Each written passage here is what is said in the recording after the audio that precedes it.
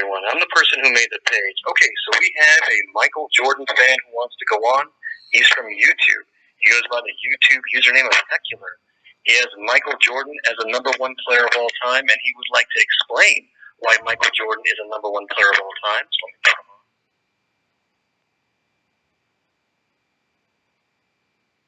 Hey, welcome to the program.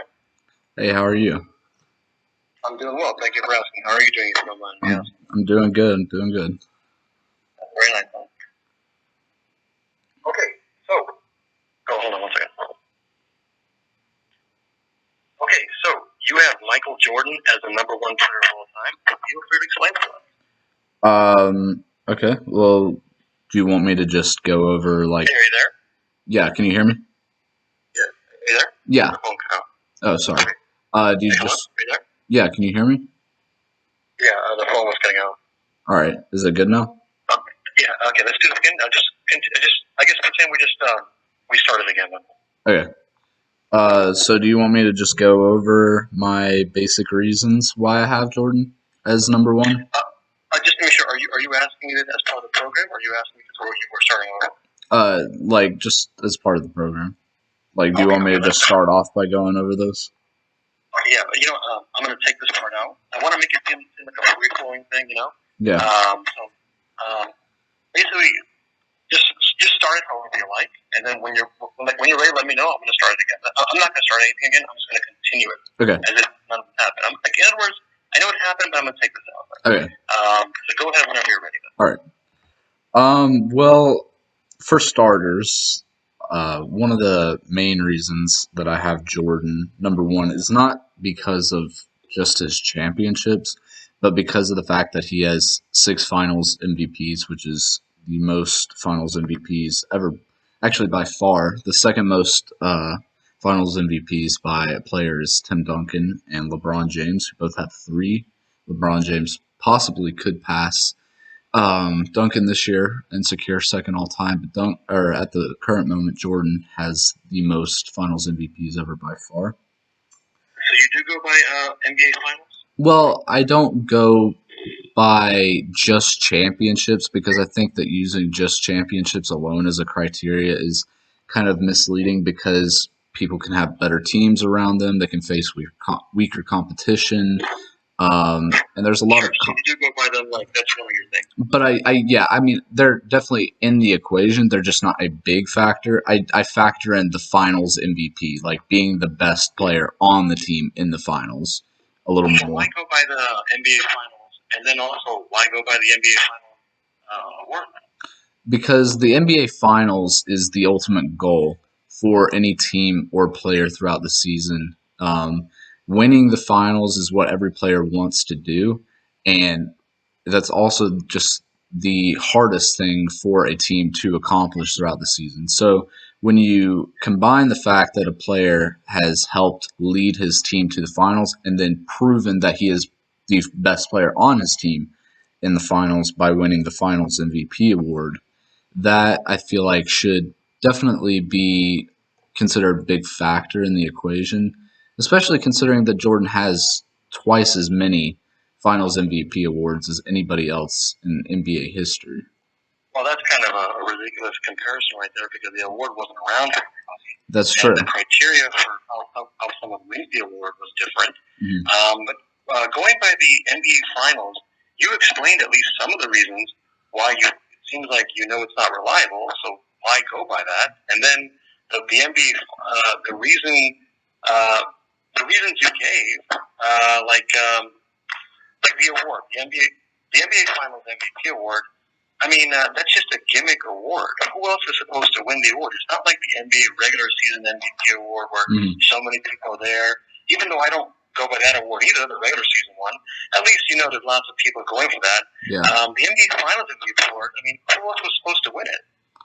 I mean, well, I'll start off by your first point. You're right. It's kind of, there's a little bit of unfairness bringing it up because of the fact that the Finals MVP wasn't around before 1969. But if we go through and look through each of the finals prior to 1969, the only person who would even be challenging Michael Jordan for those final MVP awards, like most all time, would be Bill Russell. But in regards to there's an issue with that, though. There's an issue with that. Like, how is someone else supposed to be a challenger for that award or win that award if their team isn't good enough to get to the playoffs, win the first round, win the second round, win the third round, get to the NBA Finals, or win the NBA Finals? I mean, that's just, that's just, yeah, can you hear me? That's a weird thing with the phone. I'm sorry. Yeah, let me, that's fine. You didn't do anything wrong. I mean, I'm assuming you didn't do anything wrong. But even if it is fine, let me do that again. But how is the net? Where am I going? This is the reason I do this for editing, so I have to make sure to make it easy for editing. Yeah.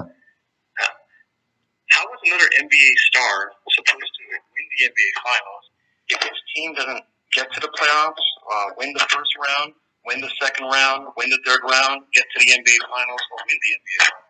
Yeah, so that's part of the luxury, I guess, of having that better team. And that's why I brought up there needs to be some context in it, because you're right. If you don't make the NBA Finals, unless you're talking about Jerry West in 1969, there's no chance for you to win the Finals MVP unless your team is good enough to win. But I think that we should give some credit to the best player on the best team for being able to help his team get to that position.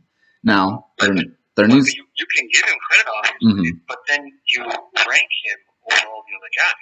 Yeah, so, I mean, I don't use that as sole criteria. I use that as just, one factor of many. No, I understand, but I'm questioning why are these factors there? I understand that these are not your only factors, but why are these factors in there? Like, what I'm asking you is, why are they factors? Well, because the NBA Finals is the biggest stage in the league, and performing the best on that big stage. I mean, to get to the biggest stage, you have to perform great in the first round, the second round, the third round to even get there in the first place. And to be able to get a good enough seeding to put yourself in a good enough position to where you can get through those playoff rounds easier, you have to perform well in the regular season as well. So... Yeah, but you can dominate the game and not win a game. Yeah, that's true. I mean, and we've seen that plenty of times with LeBron James, Wilt Chamberlain, and countless other people throughout history. Michael, you brought up LeBron James. Eventually, Michael Jordan fans will bring up LeBron James, or at least some of them. But it seems like you understand why rings are not reliable and why NBA Finals awards are not reliable, but then you jump ship and you use them as reasons. And when I ask you why, you start explaining, like you're having it both ways. You know they're not reliable, but then you use them as reasons as if they are reliable. Because again, how is another guy supposed to win it if A, the award is not around for them, and then B, their team doesn't win the NBA Finals? The reason I use them, I mean, when I say that they're unreliable, I mean they're unreliable if you just completely get rid of context. If you bring in context, we can look through Michael Jordan's playoff runs and see that he was absolutely incredible round in, round out. The stars are incredible, man. They're not going to win the award if their team is not there to win the NBA Finals. That's true. But that doesn't mean that we should punish Jordan for his team being good and him still performing incredible. That's true, but that doesn't mean we should elevate him over all the other guys. Why not? If he performs better than those other guys as well, why not? Not really in a circle. No, not really in a circle. The other guys can't win the award if their team doesn't win the NBA Finals. I know, but my point is, even if we just take these players in a vacuum and just look at their individual performances, how many other guys have really performed better in a playoff game outside of what their team has done than Michael Jordan? Because I can only think of a few. Well, I mean, if you can only think of a few, then that shows a lack of knowledge of the NBA, or it shows that you're going by some random thing that you want to go by, and you're not going by other things, but you're changing it to playoff games. I thought you were referring to NBA Finals and NBA Finals awards. I mean, if you want to go playoff games or NBA Finals, whichever one you like, actually, lots of stars do just as well as Michael Jordan or better than Michael Jordan. Do you have anything that actually backs that up? Because do you think Michael Jordan's the only guy who does well in the playoffs and the NBA Finals? I don't think he's the only one who does well. But if we look at it analytically, especially if we look at advanced statistics that have been created to look at a player's impact on the game, there really isn't anybody that comes close to the overall impact that Jordan has. He's had the highest. So do you rely on analytics? I use them to back up some of my arguments, and I look at the analytics to kind of formulate part of the argument. Okay, so there's a couple of problems with this, though. Number one, if you're going to go by analytics or anything else, statistics, for example, well, maybe not anything else, if you're going to go by analytics or statistics or rings or other things in general, you have to go by everything. You can't cherry pick what you want to go by. So, for example, if you go by all analytics, all of them, Michael Jordan is not number one in all of them. He's not number one in most of them. And if you go, well, sure, he's not number one in all of most. He's not near the top in all of them. He's not near the top in most of them. The other thing you have to also understand is if you want to rely on analytics, then that means when Anthony Davis had the second, number two, when Anthony Davis was number two in PER, that means you think that that means, are you taking it as Anthony Davis is the second most efficient player of all time? The third thing you may want to consider also is most NBA Hall of Famers, most NBA scouts, most of the NBA franchises, most NBA experts don't rely that much on analytics. It's there, it has a place, but it's not really high on the list. And so, are they all wrong and Michael Jordan fans are right? I mean, why go by analytics? I don't think that last part that you just. Well, first of all, Anthony Davis isn't second in PER. LeBron James is. Anthony Davis. He was at one point. PER, and I'll say this about any advanced stat. Using any singular advanced stat by itself in a vacuum is never good because it'll never tell you the whole story. But if we look at all advanced stats and they all point towards a certain person, we can start to use that more effectively. PER, who's number one all time, Michael Jordan. If we look at for a span of a certain amount of seasons, Michael Jordan in the playoffs and in the regular season had some of the most dominant seasons ever. Nobody else ever has led. No, everything I just went out the window. You're relying on analytics. If you go by analytics, sure, Michael Jordan may be one of the top dogs or the top dog, but why are you relying on analytics? Again, it's not reliable. Anthony Davis is not number two in PER. In other words, Anthony Davis is not the second most efficient player of all time. And you have to go with all the analytics, not the ones that help your guy. And then again, how come most of the NBA franchises don't rely on analytics? NBA Hall of Famers, NBA scouts. There's more examples, but you get the point.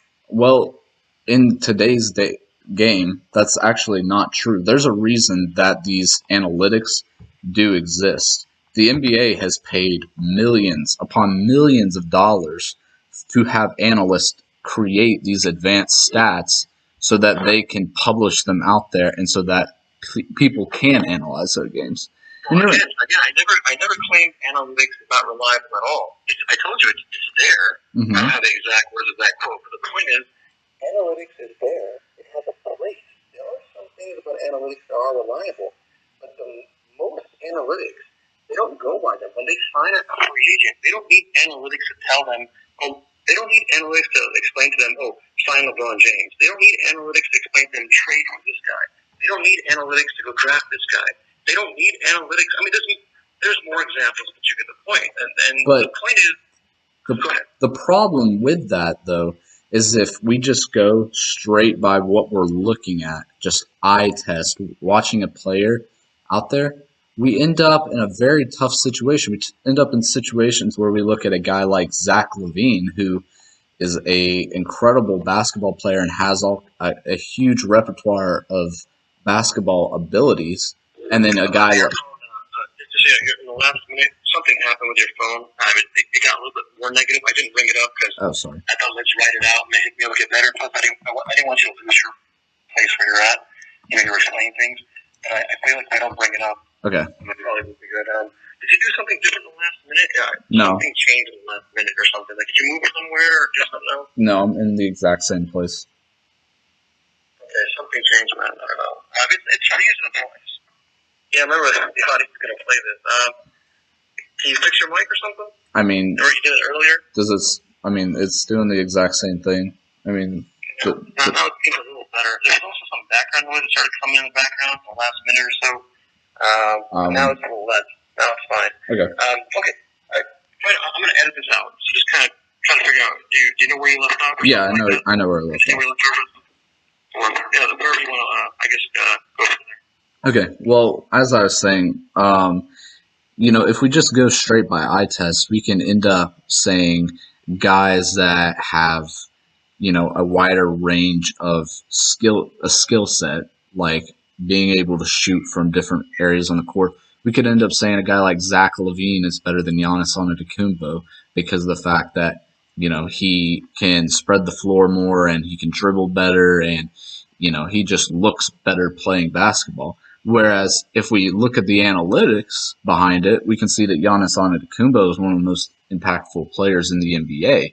And we can... hold on a second. No, I never made the point to you, unless you're just bringing this up for whatever reason, that we're just supposed to rely on tape. We have some ways to measure them. They're statistics. Yeah. I mean, I know you Michael Jordan fans don't seem to like statistics as much as other things, but statistics are the most reliable thing.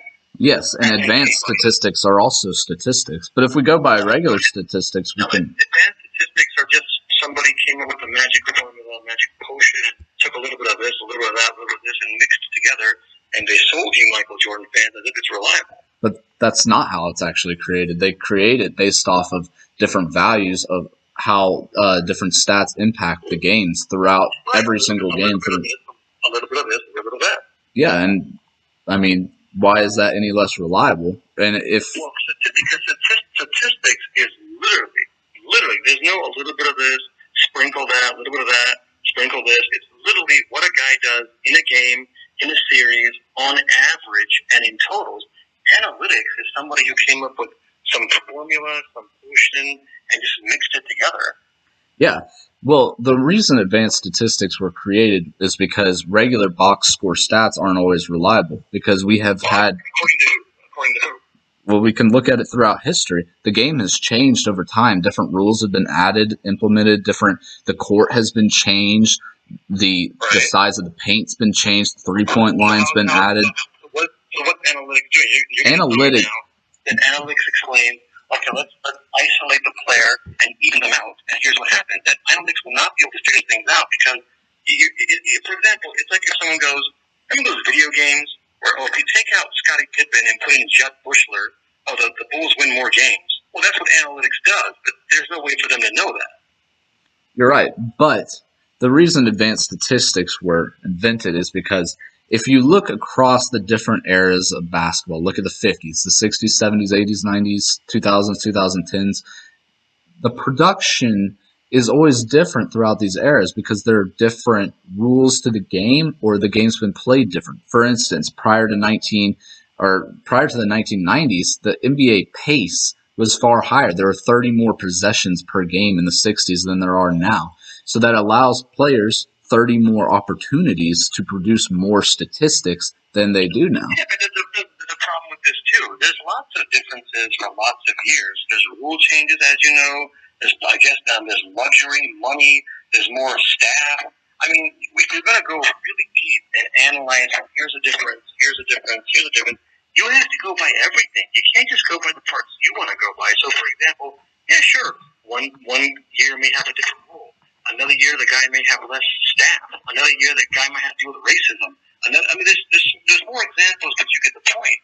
And there is no way for anyone, in general, actually, no, there is no way for anyone to know for sure. Analytics is not reliable, man. But there's nothing that actually backs it up except for your subjective opinion. Whereas the analytics that have been designed by the NBA and have been paid millions upon millions of dollars to analytics specialists. Well, the analytics were not invented by the NBA. No, they were paid. They paid people to develop it for them. And what is that? I mean, what does that prove? They were interested in something, maybe? I don't even know if that's true, but if what you're explaining is true, all that means is they were interested in something. If they paid for it, they wanted to research. At the end of the day, the NBA and most guys that play in the NBA and most people in the franchises, and there's more examples, but you get the point. At the end of the day, they go by statistics first. Yes, and advanced statistics are still statistics. They may not be your normal box score per game averages, but like I just said, box score per game averages also have to be looked under a microscope because of the way that the game has been played differently. Like, do you think Wilt Chamberlain in 1962, him putting up 50 points per game, do you think you could stick him in today's game and he put up 50 points per game? Well, actually, forget about what I think. If you ask Wilt Chamberlain and Bill Russell and I guess Jerry West maybe and other guys from the time, they basically will probably have the opinion that if they played today's game, it would be a joke. In fact, there was an interview with Bill Russell and Wilt Chamberlain. This was in the late 80s, early 90s, the time Michael Jordan played. And he was asked, how would you do if you did today? And he was basically like, are you kidding me? I would love it. It would be a joke. And Bill Russell was like, it'd be a license to kill or something. I don't have the exact words. Who's to say he's right, though? What if an NBA player comes out today and it says the 60s is a joke and they would not survive today? Who's to say? So exactly. So that you're making my point. No one knows for sure. So now, if you're going to rely on people, though, what you do is you first go by the expert, and second, you go by the majority of them. And I'm explaining to you again, most NBA Hall of Famers, most NBA scouts, most people in NBA franchises, and there's more examples to the point, they don't really rely that much on analytics. But who's to say? My point in saying this is I'm okay with them saying that, and I brought up what would players today say because of the fact that subjective opinions can still be wrong. Even if they're from an quote-unquote expert NBA player, that doesn't mean that they're right. Mitchell Robinson didn't know who Hakeem Olajuwon is.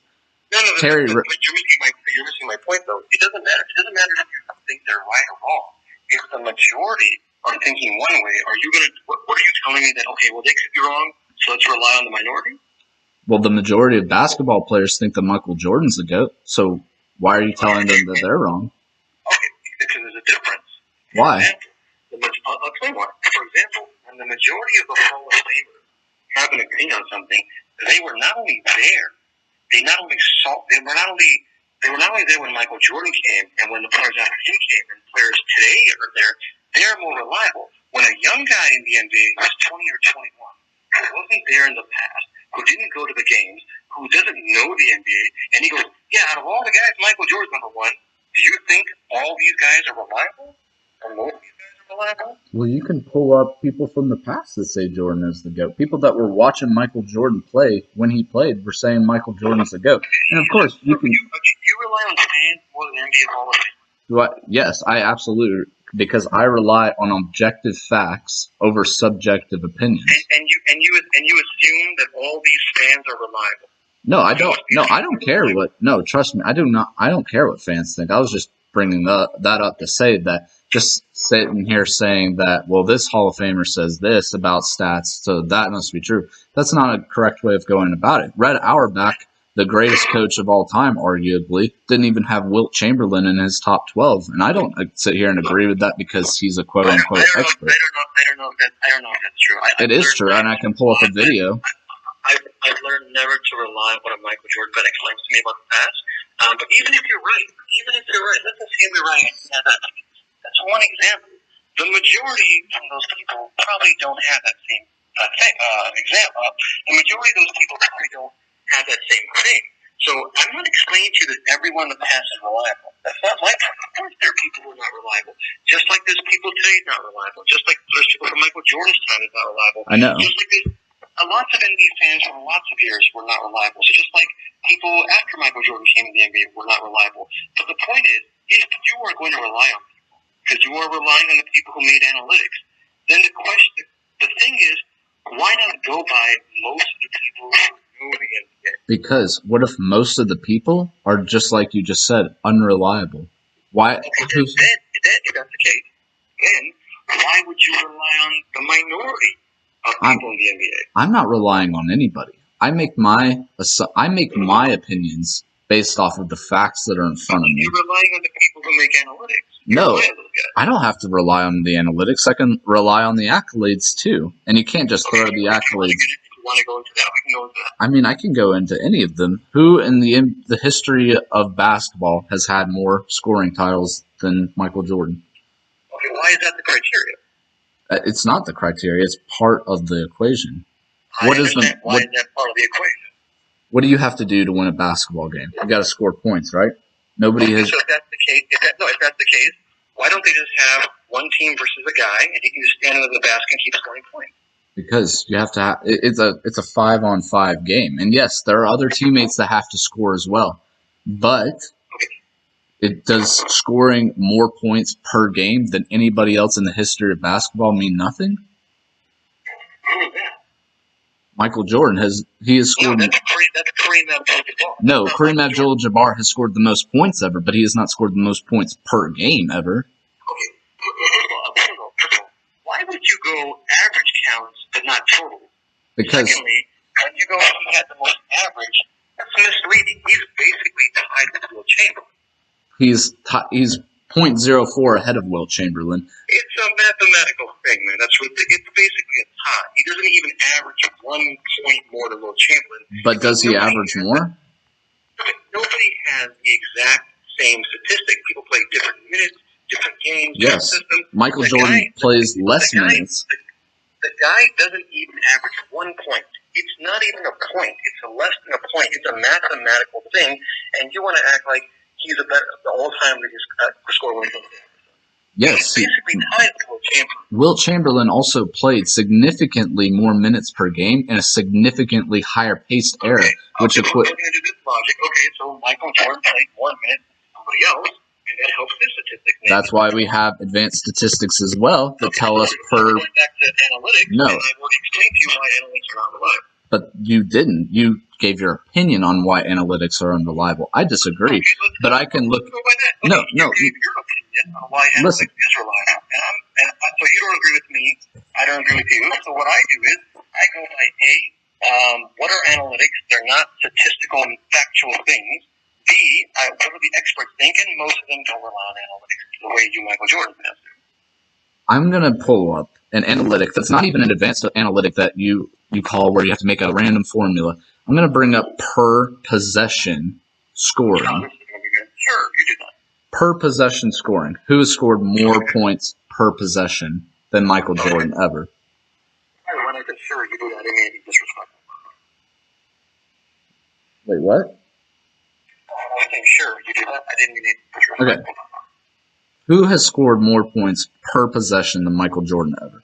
If you compare, I don't rely on analytics, man. It's not an analytic. It's literally just taking the amount of points he scored in a game and then dividing it by the amount of possessions that he played in. It's analytics. It's a formula. Okay, points per game is a formula.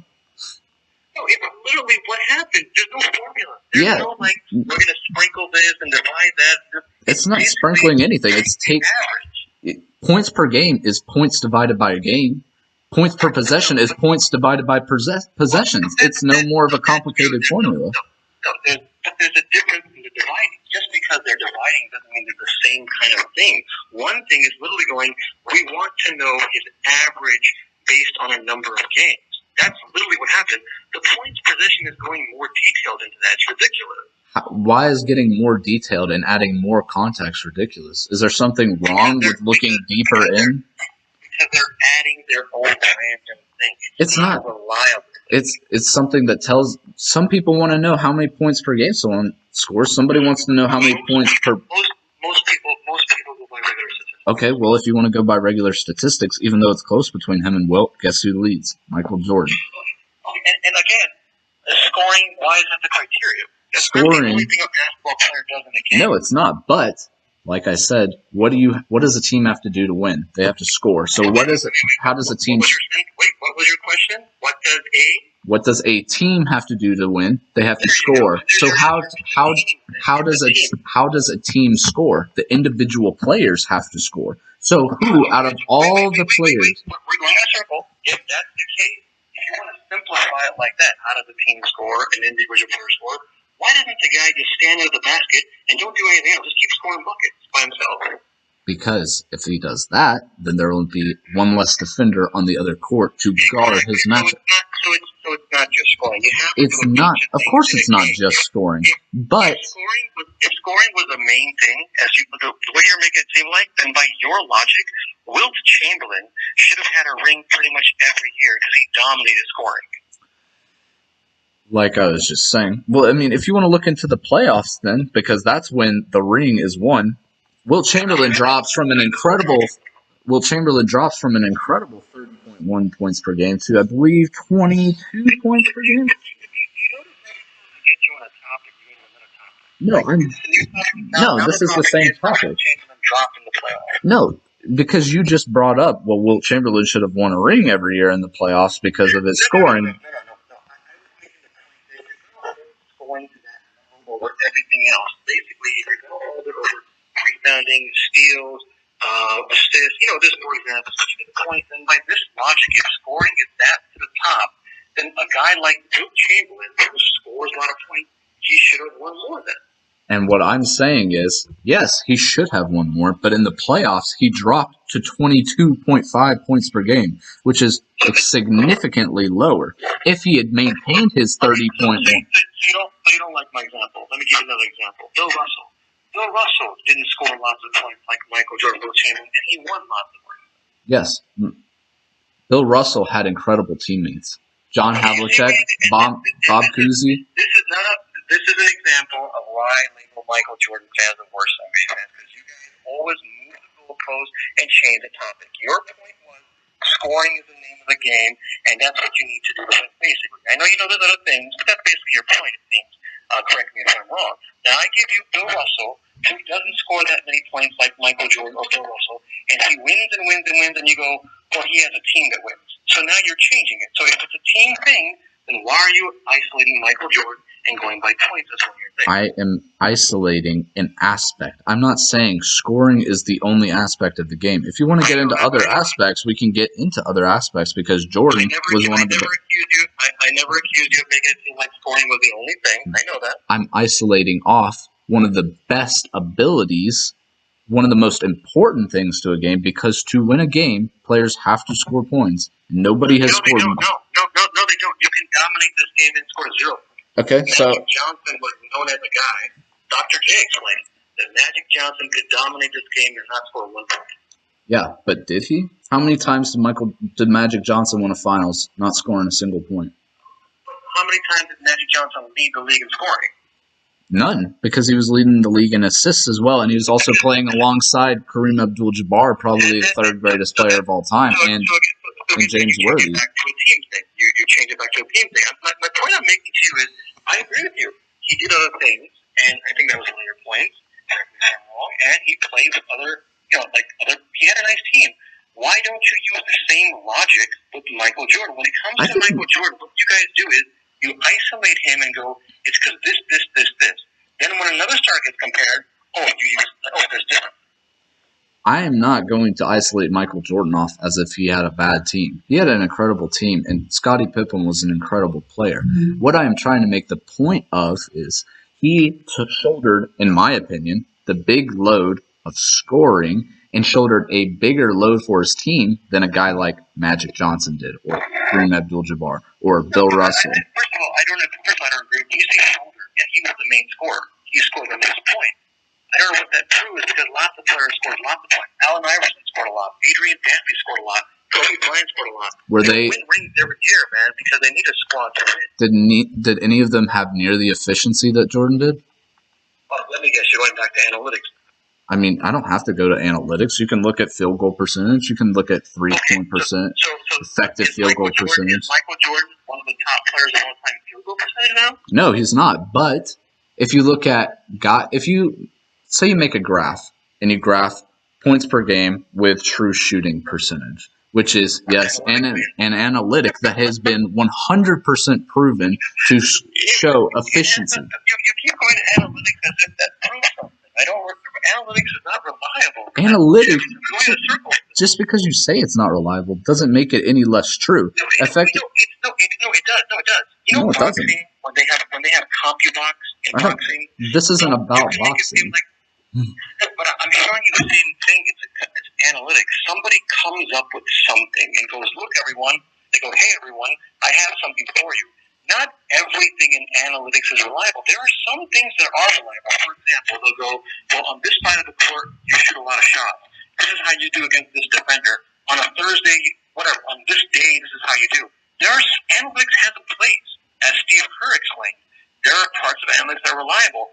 But most of these analytics are not reliable. They're overanalyzing. They can actually hurt a team. They can actually be misleading, and most people don't rely on them. You don't need them. I mean, there's no analytics that needs you to know that Michael Jordan should be signed, or LeBron James is a nice player, or this team's a nice team. Just for example. All you're doing is telling me opinions. You're not saying anything factual that actually backs it. I'll try this. No, I am. You're saying because of the fact. You're saying. That's not an opinion. Yes, it is. That's actually 100% an opinion. An opinion is your opinion. That isn't. There's nothing factual that sits here and says, "Hey, analytics." Let's find out you're right. Do you think that Anthony Davis is the second most efficient player of all time? He is third in PER, and according to the equation. 1 point number 2. You know that. So when he was but is he currently number 2? He's the second. That's not the point. Do you know what? Do you know what? No, you think I'm giving you an opinion. So you're like, well, you're not proving anything to me. So you're telling me basically that analytics is reliable. And I'm asking you, is Anthony Davis the second, when he was ranked number 2 in PER, do you think out of all the players who have ever played in the NBA, he was the second most efficient player of all time? If you will let me finish my point, I will explain it to you. Player efficiency rating is a volume metric to measure the contribution that a player is. I'm asking you a question, man. I don't need to answer your question. Do you think he's the second most efficient player of all time? According to contribution to a team? Don't do that. Don't do that. I'm asking you, the guy on the phone. I'm not asking you how it works. I'm not asking you according to what. I'm not asking you what the formula is. I'm asking, do you think he is the second most efficient player of all time? Like I'm trying to tell you right now, efficiency can be valued in different ways. You can talk about shooting efficiency, scoring efficiency, or contribution efficiency. Then you're proving my point. No, in terms of contribution to their team, in terms of statistical output, yes, he is the third most efficient player ever. Yes.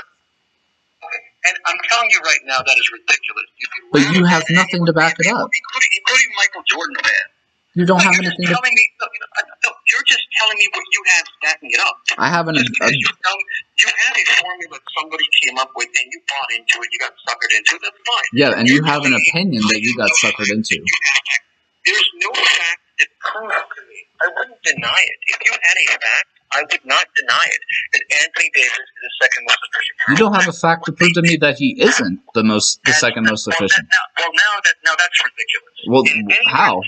Because someone else said so? Anywhere in science and mathematics, when somebody makes a claim, the onus is on them to prove that claim. They don't go, you're not supposed to be like, oh, where's your proof that it's not true? Where's your proof there's no unicorn on Mars? You can't sit here and take my claim that is backed up by an objective fact and then sit here and say it's wrong and then give no reason to say that it's wrong except for the fact that you just don't like it. You believe I've given you no reason. You've given me... players said that it's not reliable, and literally nothing else. Nothing mathematical, nothing statistical. Then that means either you are lying or you're not paying attention.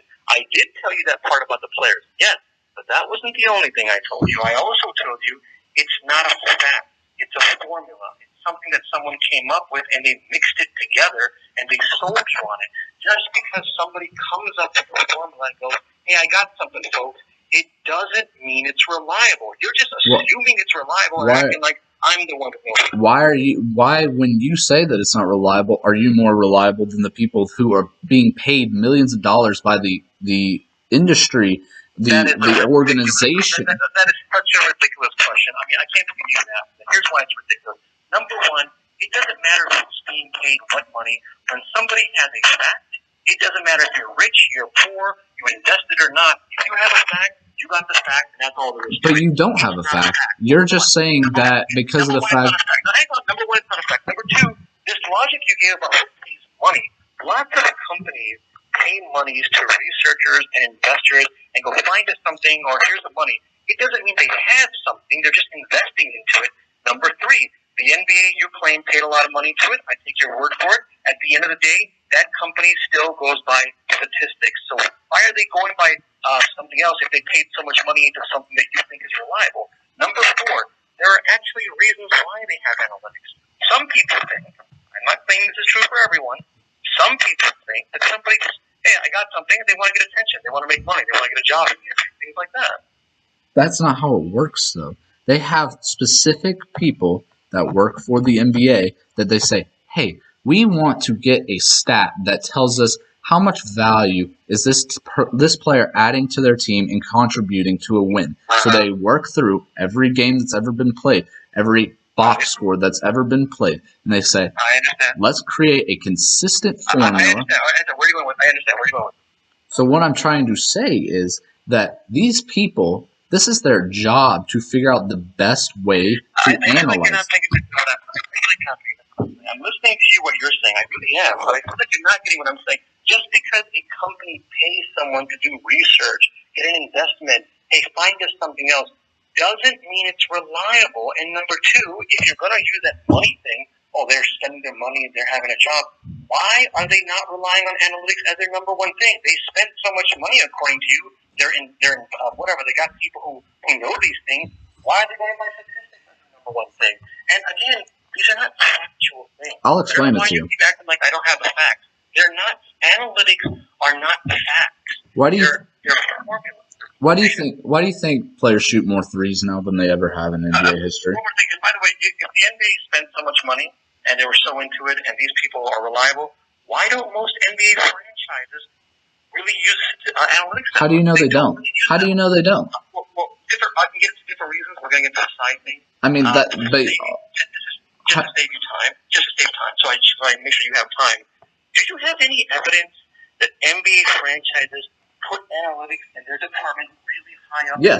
Yes, and I've got a question. I need you. Yes. Oh, that ought to be nice. It's a question. It's a question. Why do you think teams shoot more threes now than ever in NBA history? I'll tell you exactly why. Because the team that started winning, the Golden State Warriors, were shooting lots of threes. And whenever a team wins, the rest of the NBA fluctuates to beat that team. But it goes in cycles. How do you know that it was because they're shooting lots of threes? Why are the Houston Rockets not winning championships? Because the Houston Rockets shoot more threes than anybody else. And the Houston Rockets don't win.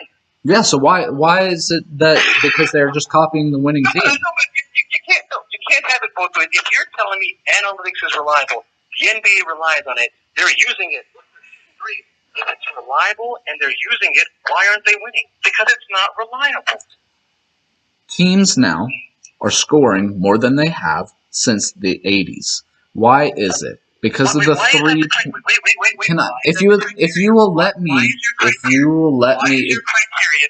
I have a problem with your question. But you're not letting me explain it to you. You keep asking me. No, you keep asking me. No, you keep asking me questions instead of letting me explain my point. Well, first of all, you asked me a question when I asked you a question. So it was a rhetorical question. Number 2, I know I didn't let you finish. I know that. I'm acknowledging I did not let you finish. But the reason was your question had a problem. You were asking me, how come you were telling me, you were explaining that something like they score more points than they did in the 1980s. I interrupted you before you finished because I was trying to figure out why is that your criteria of the 1980s? Oh my gosh. I'm trying to. If you literally just let me sit here and explain it to you, I can explain it to you. But I can't, if you keep asking me different questions throughout it, then I'm not going to be able to explain it to you. Teams want to score more points so that they have a better chance at winning. To win the game, Can I please? This is why I interrupt you, man. You say things that are not true. Well, you're not even letting me finish my point. If you're not going to let me finish my point, there's no point in having a debate because I'm not even able to get my point across. But listen, you're not understanding why I'm interrupting. You're saying because it's false, but you're not proving anything to say that I'm false. You're just disagreeing. Now let me explain it to you. No, because you didn't let me finish my point. Interrupting you. Let me explain why. No, I don't need to know why you're interrupting me. I know why you're interrupting. Then you're not going to know how you're wrong. I don't think that I am wrong, and even if you tell me that I am wrong, that's not going to prove that I am wrong. So, no, please let me. Franchises score more points. One of the reasons they do that, yes, they want to try to win. but they also want dollars. They want money. They want dollars. Any sport in North America, one of their main things is to make money, and they're always changing the game to make the offense more popular. They do it in baseball. They do it in basketball. I assume they do it in football. And there's nothing that statistically backs that up. There's nothing that backs that up. So I'm going to continue with my point. So please let me. To win. Okay. Can I please? Okay. No. I don't like what you're doing. You're complaining about the interruption. And yes. Like you're not getting a chance and all that. No, because you're not. I explain something to you. No, because you. Just like, no, that's not true. You continue to cut. That's not true. I can back it up very easily. No, you continue to cut me off in my point that I haven't finished yet. We're going in a circle. If you're going to complain about interrupting, fine. When I show you why I interrupt, then you go, you have no claim. No, what you're not getting is I don't care why you're interrupting. You go, well, that's not true. And then I go, well, I can show it to you. Then you go, you're interrupting. You're going in a circle. No, listen, please, or else I'm going to continuously interrupt you and call your points wrong and say that you're wrong. No, please let me talk. To win basketball games. This is not a free ride. I'm not giving you a free ride. To win a basketball game. I'm going to follow up and show you why the Okay, so can you please do that once I have finished speaking? Please, so I can. I'll give you more time if you feel like you're not getting enough time. I'm not getting enough time. I'm getting zero.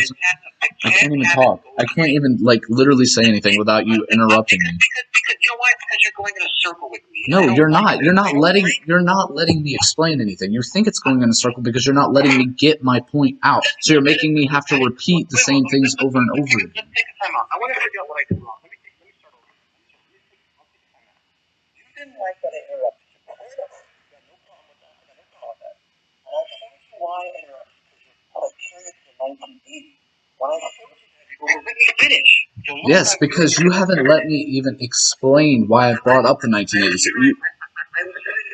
Okay, but I don't need you to show me something because I know what my point is. You don't want to know. No, because you're literally not letting me. Oh, you're not reliable. Where's your facts? It's all opinion. You're not letting me finish. Listening, downplaying, and not taking it again. Because you won't let me get my point across. Why should I care? Why should I? No. Go ahead. Just continue. Okay. Finish your point. Go in a circle. The 1980s is your criteria. No, the 1980s isn't just my criteria. It's part of what I'm trying to say. Oh my God! Can we stop doing that? I have to interrupt you again. That's like the third time you've done that. I know it's not your only criteria. I know you don't go by just rings. I know you don't go by just NBA Finals awards. I know 1980 is not your only criteria. I'm questioning why it's part of that. As I was saying, to win basketball games, you must outscore your opponent. Teams have figured out, hey, shooting the 3 ball gives us more points every time we shoot it and we make the shot. That's not true. Yes, it is. It is a lower percentage shot than a 2-point shot, but it gives us 1.5 times more points than a 2-point. It actually is. No. I don't. I'll explain it myself. No, I would like to explain it myself. 3 is greater than 2. If you have 2 players and both of them shoot 10 shots, but one of them shoots 10 3-point shots and he makes 4 threes, and the other shoots 10 2-point shots and he makes 6 twos, they're both going to end up with 12 points, and they both use 10 possessions. Why can you not let me finish what I'm talking? Why can I not finish? It doesn't happen all the time. Why? The Rockets would be winning every year. The Warriors. You literally just won't even let me finish talking, and it's getting ridiculous. I'm going to tell you this. No. Listen. Listen. If this is going to be how it is. You're just assuming that's the reason they shoot 3. They're not winning anyway. Can you please let me finish? Because if you're not going to let me finish what I'm saying, then we're going to have to just end this. No, because you're literally more focused on getting a. Go ahead, I'll let you finish. Because I know when you're done, you're going to have some golden thing that's going to prove everything that you're right. Oh my God. Okay, 3s count for more points than 2s. The general average field goal. You already told me this. You don't have to repeat yourself. Go to the news thing. actually am paying attention. The average field goal percentage for a three-point shot in the NBA is around 35%. The average field goal percentage for a two-point shot around the NBA is about 50%. When you take those numbers and extrapolate them over the course of a game, you can find that shooting a three with a player that shoots around 35% is more effective. You've already made this point, now you're just changing the wording on it. You've already made the point that threes are worth more than two. I appreciate the lesson. I didn't know threes were more than two. I thought 2 points were more than three. Oh my gosh. So, I've addressed this. So, because you won't let me finish. You're not letting me finish. I have more to my point. My point is not over whenever you start interrupting me. My point is over whenever I finish talking. I know you have more. Yes. What I'm not getting is, okay, so can you please? Whenever you do explain something, and then I interrupt you, that part, I'm questioning that part. Okay, and what I'm telling you is, if you just pause, if you use a little self-control and wait, you will hear what I'm trying to say. Because of this fact, because of this fact, I'm willing to bet. oh my Lord and Savior, that when you finish, you are not going to say anything new. It's basically going to be, teams have figured out that threes are more than two. My God. Oh my God, dude, please. Yes, so please stop talking and let me. Because of this fact that threes are worth more than twos, teams decided, hey, we need to figure out a formula that weighs the amount of points that a three ball counts for versus the low percentage that it counts for. Team analysts have gone through since the early 1980s and extrapolated every player's numbers since the three ball was introduced to create a formula called effective field goal percentage. It weighs three. I'm trying to understand what you're saying. So is it the 1980s analysts? I don't know why you're getting special. I'm trying to understand you, Your Majesty. You're saying that the players they've explained. Do you want me to figure out the exact person who created it? Would you like me to figure out the exact person who created effective field goal percentage? You don't have to do that. But my trying to figure out is when you go with the 1980s, the teams figure this out, and they came to it. I'd like to know, you don't need to give me the exact person, but how do you, if it's happening since the 80s, why hasn't it been happening since the 80s? They have gone back to stats from the 80s. Now let me finish the question. All those years, why didn't all those teams, hey, we got some new information, they figured it out, okay, everyone, showtime, Michael Jordan's Bulls, whoever, Miami Heat, all the guys, why didn't they all just score 3 points? And number two, why are they not all doing 3 points? Why are you asking me questions before I've even finished my point? No, I know the answer. I know the answer because the three ball was thought of as a smaller percentage shot, so it didn't seem as valuable. Adding a shot into the game that players had never been shooting prior to the late 1970s, aside from the ABA, which it was shot in the early 70s. Yes, they added the three-point shot into the NBA in 1979. Players had never. They added the three-point line to the NBA in 1979. The three-point line had been a part of the ABA since its introduction, I believe. You don't need a history lesson, man. Yes, you just asked me for a history lesson, so I'm giving it to you. When the three-point line came into existence, and you got the 70s now. Oh my goodness. Yes, 1979, 1980. How far apart are they? A year? I'm asking you, how come since the 1980s they have not been all shooting threes, and how come today it's only certain franchises shoot more than other franchises? That's actually not true. And I'll break it down for you if you will let me. If you go onto Basketball References NBA League averages, and you start at the year 1979, all right, when the three-point line was introduced, and you look at the amount of three-point attempts per game. You start off in the 1979-1980 season with 2.8 threes per game. Then, by 1990, teams are attempting 6.6. By 2000, they're attempting 13.7. By 2010, they're attempting 18.1, and then by now, by now they're attempting 34.1. I'm not disputing that people take more threes as time passes. Yes. What I'm disputing is, how do you, number one, know that they're all shooting more threes because analytics told them to? And number two, if analytics is reliable, why aren't all these 3-point happy teams winning? Most 3-point happy teams are at the top of the league. If you look at some of the lower 3-point shooting teams in the league, you got a team like the Charlotte. Yes, it is. One of the reasons is they shoot threes. There's other reasons why teams win. One of the problems with you Michael Jordan fans is you cherry pick things like scoring from Michael Jordan, like some analytics from Michael Jordan. Yeah, teams shoot threes and they win. Well, that's true, but it's not just because they shoot threes. They do other things. Yes, I realize they do other things.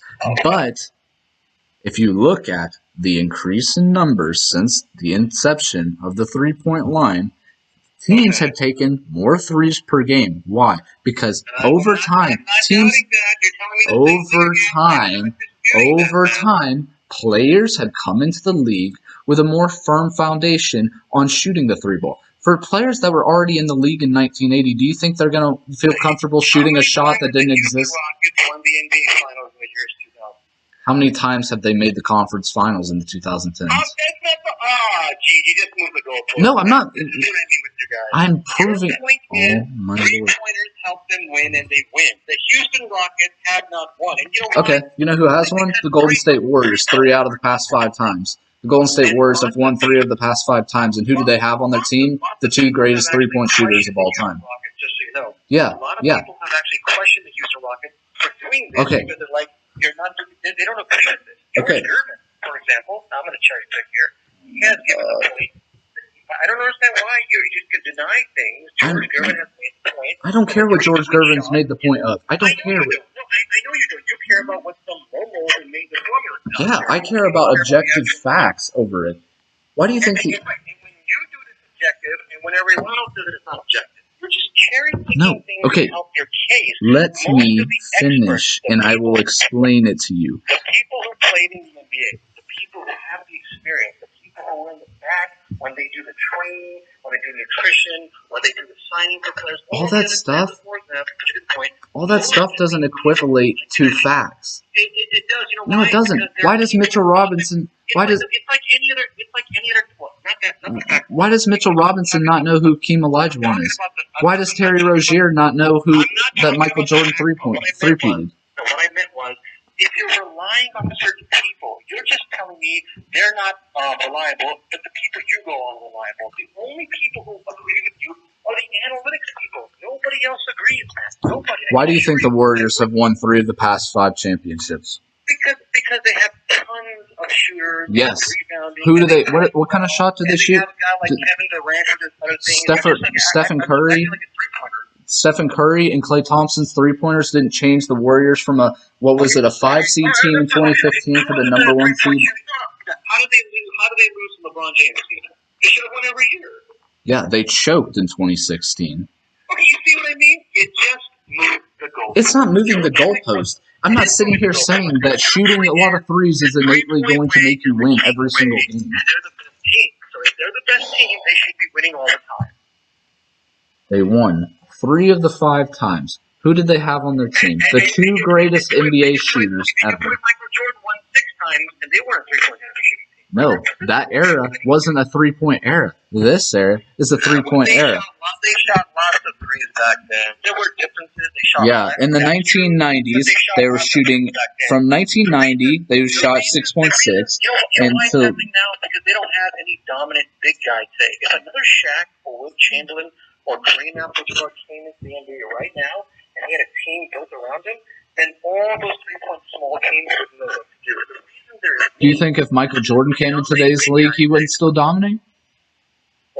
You don't think Michael Jordan would have that same benefit if he came in today's league? I think Michael Jordan, anyone can win. Anyone. Michael Jordan, Magic Johnson, Steph Curry, all these guys can win if you have the right squad around you. Mm-hmm. But I don't dispute Michael Jordan can win if he plays that. So we're just going to get so far off topic here because you're just going to ignore what I'm saying. The Warriors... Actually, no, I'm actually paying attention to you. That's why I'm reacting this way. The Warriors created... Everything I bring up. Every time I bring up something with you, it becomes, well, you're just assuming that. You have no facts. You're interrupting me. You're not really taking in what I'm explaining to you. The Warriors started a culture when Steve Kerr became the head coach of the Warriors in the 2014-2015 season where he unleashed Steph Curry and Klay Thompson and said, hey, shoot a bunch of threes. And they were insanely good at it. I told you Steve Kerr explained about analytics. I don't care about Steve Kerr's opinion. I care what he did. He changed the culture of basketball by unleashing. You brought up Steve Kerr, and you made it seem like he had two animals who he unleashed into the wild. I'm paying attention to you, and I'm telling you, Steve Kerr, you don't know what he thinks about analytics. I asked you, and I don't care what he thinks about. I care about what he did for the game, which was he unleashed the two greatest scorers ever and gave them freedom that Mark Jackson did not give them to shoot the three ball. They started doing good because of their incredible efficiency. So why didn't they win every year? They won in 2015. They choked in 2016. They won in 2017. They won in 2018. They went to the finals in 2019. I didn't ask you what years they won. I don't care about that. I'm asking you why didn't they win every year? In 2016, they didn't win because Stephen Curry suffered an MCL injury and did not come back to the playoffs fully healthy. And LeBron James had one of the greatest finals performances of all time. 2016. I'm not asking about one specific cherry-picking year that you want to go with, and then had a reason that you think that it went because he got injured. One guy. There's only been 2 years since the Warriors became. Why did they win every year? They've been shooting threes for years and years and years and years. Like, what do you not get? Are we just talking about the Warriors here? Because the Warriors. Okay, so now you don't have an answer? No, I'm asking what you're asking because we're talking about the Warriors, right?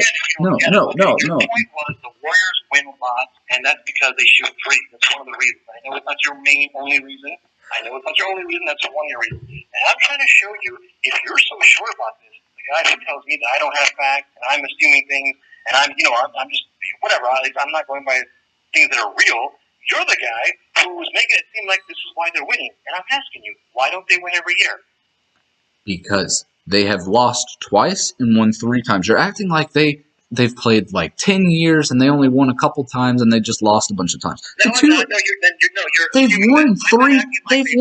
times. I'm not acting like they didn't win enough or they didn't win too many times or 2 times. I'm just asking you, when you explain... They won 3 of the 5 times and were the runner-up the other 2 times. Then why are you disputing with you how many times they won? You're asking why they didn't win the other times, and I'm telling you they didn't win the other times. What you explain is true. It should apply all the time. It doesn't just work when you want it to work. I'm not saying it works. The 2 years they didn't win, they suffered major injuries on their team. So they lost a lot of that three-point shooting and scoring ability. What do you mean the 2 years they didn't win? Only 2 years they didn't win? Yeah, they didn't win in 2016 and 2019. When did Steph Curry come into the NBA? Oh my God. We're talking about since 2014, 2015 when Steve Kerr became the coach and unleashed... Oh my God. I'm sorry, I don't talk to you about the truth. No, it's not. It's not the truth. You're just changing the argument. We were talking about since 2014, 2015. Going by what you bring up. I'm literally following up to what you bring up. I'm not changing anything. Actually, it's you who's actually changed the topic. Did we or did we not start in 2014 or 2015? Did we not start in the 2014-2015 season? What was that? Did we not start in the 2014-2015 season? No, I didn't do that. I never did that. I asked you, why didn't the Houston Rockets win every year? Why didn't the Warriors Because the Warriors... I'm trying to show you that three-pointers don't win you the game, man. It's just a thing that some people believe in and some people do. And that is backed up by facts. I brought up the fact that the Warriors started winning because they started a cult... goes around. It's a cycle in any sport. The Warriors started winning whenever they started shooting threes a lot. Steve Kerr unleashed Steph Curry and Klay Thompson to shoot three-pointers, which started in 2014-2015 when Steve Kerr became the coach. They won that season. They went to the finals the next season. They won the next season. They won the next season, and they went to the finals. It wasn't because they just shot three-pointers. You think if you take away Steph Curry, Klay Thompson, and Kevin Durant's threes or even minimalize them, they're going to be just as good? Or do you think the Warriors are are just as good because of the fact that Steph Curry spreads the floor out better than anybody else in the history of the league, and he's able to put up threes more than anybody else ever. You have less chance to win. You can do that with any team. Yes. You take Magic Johnson, Do you think Steph Curry is good because of his 2-point shots or his 3-point shots? Well, now it's my turn to ramble now. No. Why do you think Steph Curry is so good? Do they have a chance to win? I mean, you're just cherry-picking things to help your team. Why do you think Steph Curry is so good? Do you think Steph Curry is so good because they like the way he dribbles, or is it because of the fact that he's the greatest 3-point shooter ever and he revolutionized the game and started a culture where teams started to shoot the 3-ball more than anybody else? Oh, he's by far the greatest 3-point shooter ever. I mean, that's what you claim. I don't know if that's true. I mean, he definitely is. Nobody has scored as many 3-point field goals in such a short. You kind of contradict yourself. How? Who's? Because when we went to other topics about statistics and all that, you made the point how it's not reliable because there's different. Your point was, I don't have exact words as that code. Different rules, different systems. Yes, different eras. Point. So now Steph Curry plays in a certain time. So he's the best 3-point shooter of all time. Fine if you want to go by statistics, but then you're not taking to the same logic that you took to I definitely am. He started the culture of shooting more threes per game because nobody else has ever had his range except for now Damian Lillard. Nobody else has ever had his range combined with his accuracy. You're just making things up now. Jerry West could shoot far away. Jerry West could shoot as far away as Steph Curry is? You think Jerry West could shoot as far away as Steph Curry has, and it's consistently? If you're asking me for an exact line and an exact inch by inch, nobody knows that. No. I can assure you, Jerry West shot far away. Yeah, he shot long shots far away, and so did plenty of other people today. That doesn't change the fact that Steph Curry shoots the 3-ball more than any. Do you think Steph Curry is the best shooter of all time? I think that it's unanimous the best shooter of all time. I don't think it's even a debate. Now you have no proof to prove that. Oh, yeah, I do. Oh, yeah, I do. If you're going to go by statistics, you are contradicting yourself because you made the point that if you go by statistics, it's not reliable. You said that it's not reliable. I'm saying that advanced statistics have been developed to cross eras. And the advanced statistics, guess what? They still favor Steph Curry as the greatest shooter ever. They favor Steph Curry as the most efficient player ever. I know you keep acting like I have no facts, but I still want to understand the question. If you really believe that you are right, and you really believe that came up with these formulas are right, and they invest so much money, I still want to know, why does the NBA still rely on statistics as their number one thing? You don't have any proof that they don't. Who's to say that they don't? Why don't most people in the NBA, why do they not put analytics higher up in the department? You don't have any. The only thing you have that says that they don't is a couple players here and there saying they do. Let's assume you're right, and I have no evidence. Let's assume you're right. I have zero evidence. No, I'm just making things up. All right. Oh, I have no evidence. You have no evidence. I have evidence. The NBA developed the stats for a reason. They didn't develop just so they could sit around and look at themselves. How they developed it, why they developed it. I asked you, why is it not used as their number one thing, and why don't most people? And like I'm saying, and you told me I don't have evidence. So if we're going to go by this logic, you don't have evidence, and you said to me, oh, they invested money into it. The NBA clearly uses it, or else they wouldn't be using the 3-ball as much. You're not paying attention. Geez. I didn't ask you to use it at all. I acknowledge analytics is in the NBA. Every franchise has it. It has a place. What do you think they use the most? What do you think they use the most? What my point to you was, even though it's there, I don't disagree. It's there. They use it. It has a place. It's not higher up in each franchise. Oh, but I disagree. I disagree.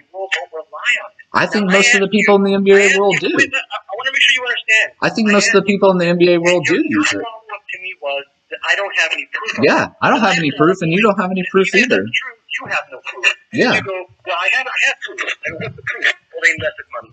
Yeah, by your logic, neither of us have proof. So who's to say my statement's any less reliable than yours? And I've addressed that. If you're right that I have no proof, which, by the way, I'll show it to you if you want, but if you really believe I have no proof, then why don't you acknowledge, and you did acknowledge, you have no proof, so both of us have no proof, but you're making the claim that it's up there and they use it. The problem that I've had throughout this is you keep saying advanced statistics, they have their place, they have their place. Even if they aren't the number one thing that... No. Even if they aren't the number one thing... You didn't address what I brought up. I'm asking you a specific question. If you acknowledge I have no proof and you have no proof, fair enough. Why you're the one making the claim that number one, they use it. Everyone uses it a lot and up there in the department, and most of the experts, I guess, think rely on it. I don't know. Do you think that, or you don't think? I think experts most definitely rely on it, or else we wouldn't have such a high volume of 3-point shots being taken. I'd like to know, since you are making the claim. Now, I'm glad you did that. Thank you. So, since you have no proof it's high up there in every franchise, and you have no proof that most experts rely on it, how do you know? Why are you making these claims? Because of the way that the game has changed, we can only assume that with the 3-point line, for example, do you think that teams take three? Why do you think teams take more threes now? Did you hear what you just said? You just said we can only assume. Yes, we can only assume. No, I can't sit here and be like, yes, all these managers, they all go and look at advanced statistics first, and that's the only thing that they look at. But you can't prove that they. But you can't prove that they don't do that. You can't. Dude, you're really disappointed when you do that. I've explained this to you. Mathematics and science. When someone makes a claim, it's up to them to prove it. You don't go, well, where's your proof it's not true? Where's your proof there's no unicorn on Mars? So, basically what you're saying is you can say whatever you want about it, and I can't deny it. But if I can't sit here and... That's how you take it. That's ridiculous. I'll try this again. I actually do have proof. And I'm happy to get into it, John, but just save time. I'm just trying to get you to think here. If you think I have no proof, and then you go, you have no proof, you're acknowledging we both don't have proof. At the end of the day, you're making the claim. I'm not. So when you act like I can think whatever I want, I can do whatever I want, I'm not making these things. You are. The only person here who's been making claims is you by saying that teams don't care about analytics and they don't put it on the top of it. You said they don't put it at the top, and it just has its place. It just has its place. I think this is the third time I've explained this to you. Analytics is in the NBA. It's in every franchise. It has a place. So why, when those advanced stats point, why do NBA's, why, when those stats point towards Michael Jordan, do you just discount them then? That's higher up in their department, and most of the experts don't rely on it. A lot of them don't even like it. They think it's terrible for the NBA. I can give you cherry-picking examples if you want. For example, Jerry West explained the biggest change he's noticed is how many people are going for analytics, and he thinks you don't need it. Like I'm trying to say, if you're just sitting here saying that they do have their place, they're not the number one thing, but they definitely do have their place. Why, when they all point towards Michael Jordan, do you just completely discount them? Why, when they don't fit your narrative, why do you just sit here and push them off to the side? Before I answer that, I'll happily answer that. I'm not doubting you. You still didn't address what I brought up about if you don't know and I don't know, you're the one making the claim. So far, you've told me that I have no proof it's not true, and I can think whatever I want, and why are I don't know, whatever, these kind of things. But you're acting like I'm thinking whatever I want. You're the one making these claims, man. I am claiming that, yes, they do use it. There's a reason that every year the NBA posts shot charts to their page. I'm not denying Daryl Morey comes out and says that the number one reason that he has hired Coach D'Antoni to coach his team is because of the 3-point shot. I agree they use analytics. I agree. You don't have to convince me on it. I'm on your Then side. what are you asking me? What? My point to you was, it's not that up there in the front. It's like on the lower end. And what I'm saying is, except maybe the Houston Rockets and the Golden State Warriors. Maybe the Houston Rockets higher up, and maybe the Golden State Warriors. Maybe. And you're trying to push me into a position where I obviously cannot prove. The Hall of Famers, the scouts, you say most, as in you've actually gone through and polled most Hall of Famers, most scouts, most GMs. So if you want, I can tell you. I still told you I have some evidence for you. You have some evidence. I've seen your page. You have videos of certain players doing interviews. Have you gone through? No. Have you gone through? Have no evidence. You're the one making these claims. Have you gone through and polled every player or scout? I'm not dodging. I'm asking you a question so that you can figure this out for yourself. No, you're asking me, how do I know? I want to know something. I'm happy to address your question. No. Trust me, No, you're dodging. You're dodging. When you tell me I'm not dodging, I'm not the one claiming that. You're the one claiming You're claiming that they don't have it number one. That it's not their top priority. Right back to this again. That's a claim. Where's your proof there's no aliens on Jupiter? Where is your proof on something in the universe? That's how it works. You have to be able to prove it if you make a claim. You can't prove it either unless you've gone through and pulled every unless you have gone through and pulled every NBA player, scout, GM, Hall of Famer, whatever. No, unless you have gone through and pulled every Hall of Famer, scout, GM, or whatever, you cannot make the claim that most don't use this and most don't care about it. Because Actually, I can't. no, you can't. You actually can't because you have not gone through and pulled every single person. I'll show you what you're doing. I have no proof that most people in the NBA are racist. I have no proof, so therefore I'm going to assume they're not racist. There's no proof. You have to have evidence You're right. to make a claim. So when you're the one who makes the claim that it's higher up there and most experts rely on it, you're being specific. You're making claims. I'm just explaining to you, basically, I have evidence. I'll get into that if you want. But for right now, if you believe I have no evidence and you acknowledge you have no evidence, why are you claiming it's high up there and most of them rely on it? Because of the way the game has trended, the way that different players. Do you think? Yes, I'm going to make an assumption based off of data. Why do you think even guys like LeBron James take more threes now than they used to when he first came into the league? No. The data doesn't make sense. Yes, it does. Yes, teams shoot more. Teams don't just shoot more threes. Teams don't just shoot more threes. They shoot exponentially more threes. What I'm trying to understand is, if teams shoot, not it, they do shoot more threes. They shoot exponentially more. Because they shoot more threes, that equals that it's higher up in the department and most of the experts rely on it. When the NBA shortened the three-point line in the 1994-95 season by 2 feet, the threes teams started taking, on average, 5.4 more threes per game than they were before. They went up from 9.9 threes per game in 94 to 15.3 in 1995. Do you think that was just by chance that they started taking more threes that year? Or do you think it's because of the fact that they made the three-point shot easier, which teams realized, hey, maybe we should take more shots from this easier line now because it counts for more points? Or do you think... I understand what you're saying, but so, what I'm saying to you is, I'm not denying that people shoot more threes, and that sure, if one team shoots more threes and makes them over another team that shoots two, they're going to have more points. What I'm trying to figure out is, how do you know? What was that? I'm just saying yes. What I'm trying to figure out is, how do you know that the reason that proves they rely on analytics? We're not debating just 3 points. We're debating the topic of analytics. And how do you know that that's going to work? Because most of the guys, just because you shoot lots of threes doesn't mean you're going to make them.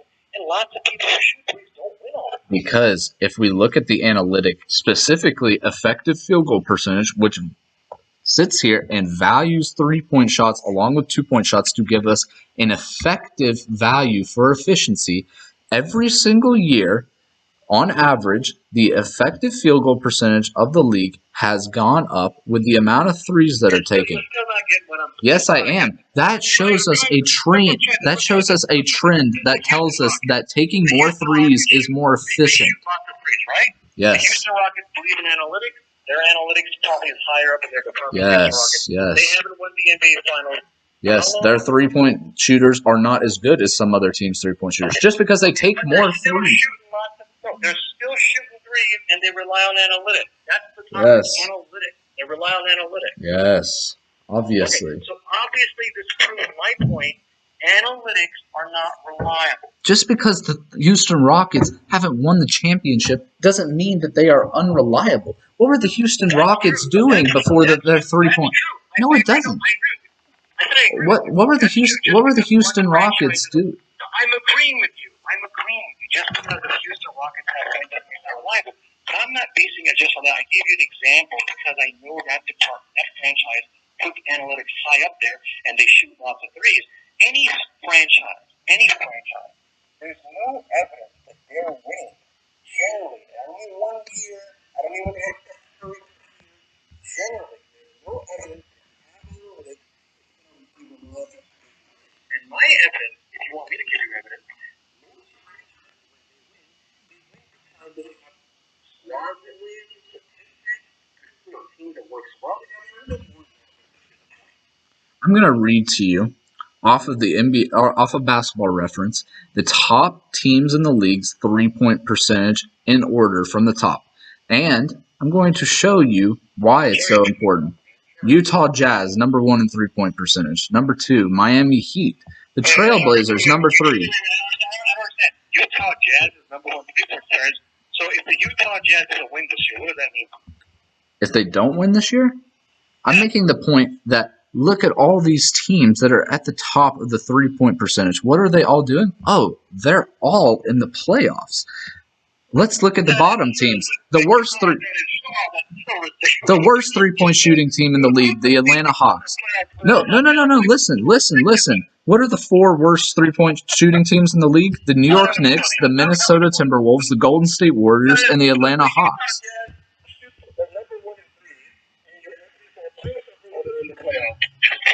It proves that shooting threes efficiently correlates to a better offense, which correlates to being a better team. Why are the? I agree with that.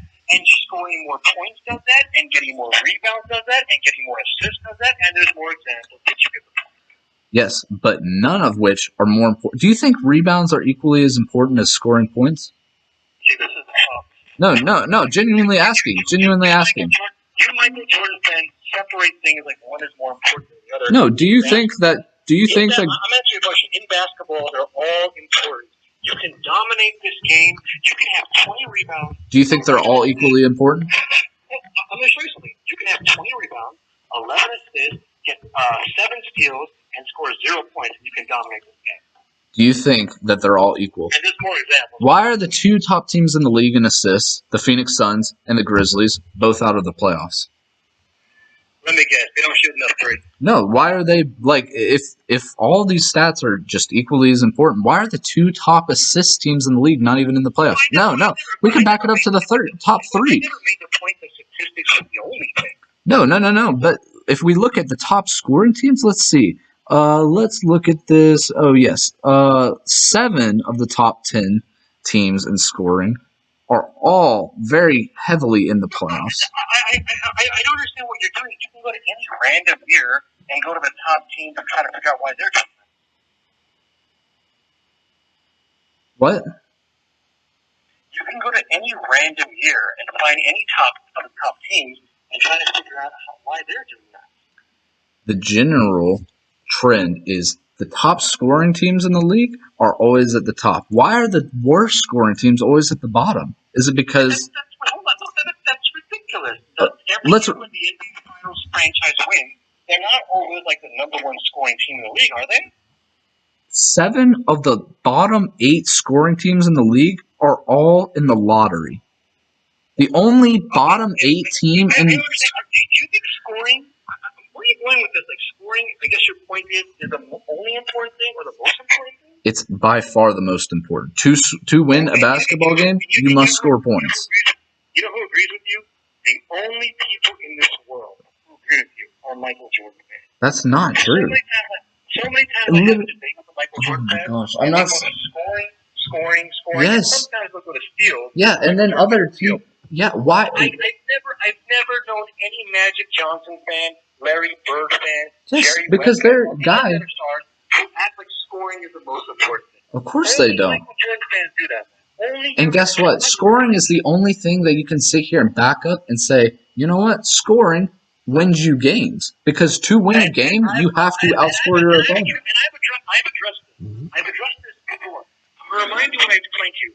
Wilt Chamberlain scored a lot, and he didn't win every year. You didn't like that example, so I went to Bill Russell. He didn't score a lot, and he won lots of times. My point I used you another example, Magic Johnson.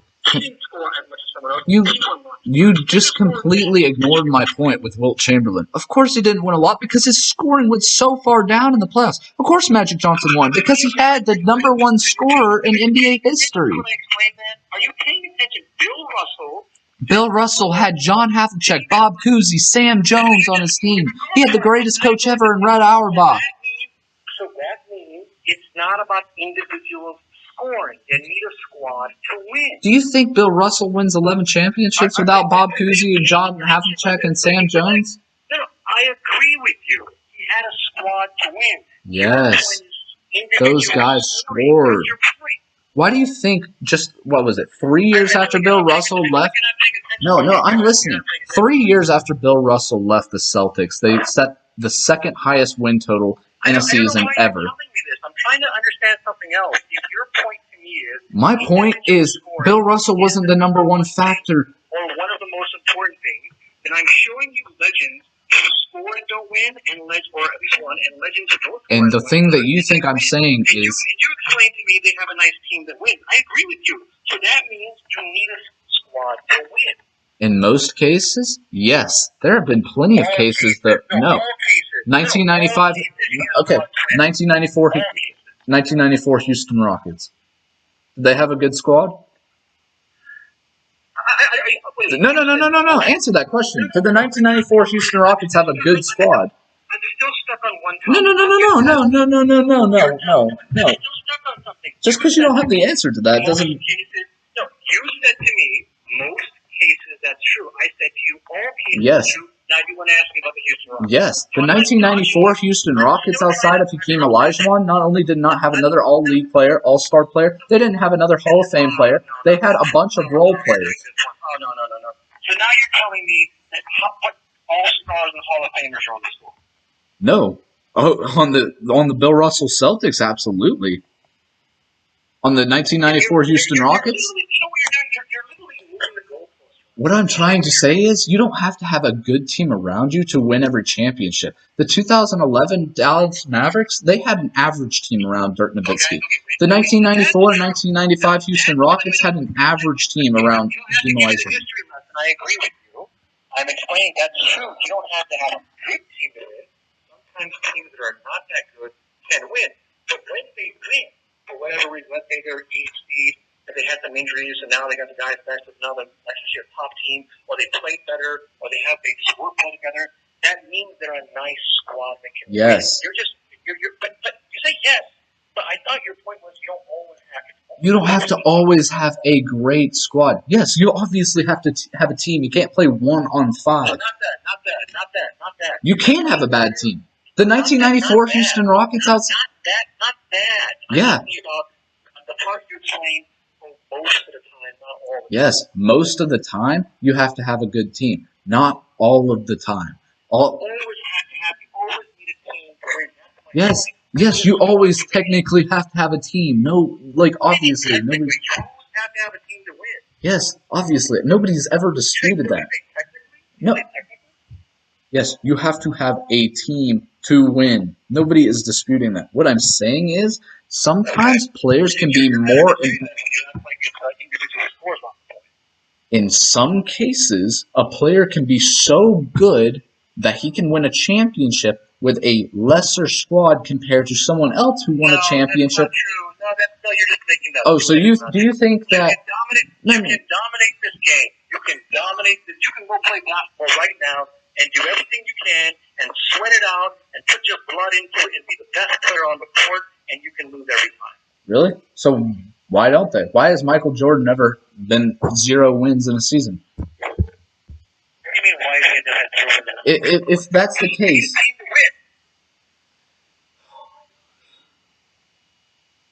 Obviously, you have to have a team to win. That does not mean... Oh my gosh, I'll give you an example. Whenever Michael Jordan... Did Michael Jordan win the NBA Finals every year? No, I didn't say that he did. Never did I say that he did. Nobody has ever won the championship every year. What I'm trying to... If your point to me is about scoring points, how one guy can basically do so much for a squad, but you're right, they can do a lot, and you're acting like... No, it's not just that they can do a lot. Why doesn't Michael Jordan win the finals every year? He won the championship every year from 90 to 98, except for the 2 years that he was retired. First of all, that's all ridiculous what you just Did he win in 91, 92, 93, 96, 97, and 98? Why it's ridiculous. You don't have to give me the history lesson again or what years you won. Did he win in 91, 92, 93? I already know what years you won. I'm showing you why it's ridiculous. My point to you was, if you're right, about the scoring and the one guy making it so much for a squad and things like that. My point to you was, Michael, I didn't. He should have won every year. You went to.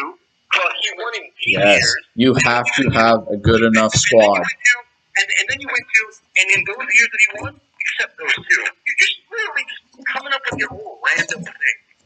I never sat here and said that one player wins a championship by their self. What I am saying, though, is a player can impact their team to change it enough. Why do you think LeBron James, whenever he was on the Cavs in 2009 and 2010, they won 66 and 61 games respectively, and then the next year they went on the longest losing streak of all time without him? Lots of players do lots of things that affect their team in a nice way. Yeah. They don't win. They can change a team from nothing into one of the best in the world, though.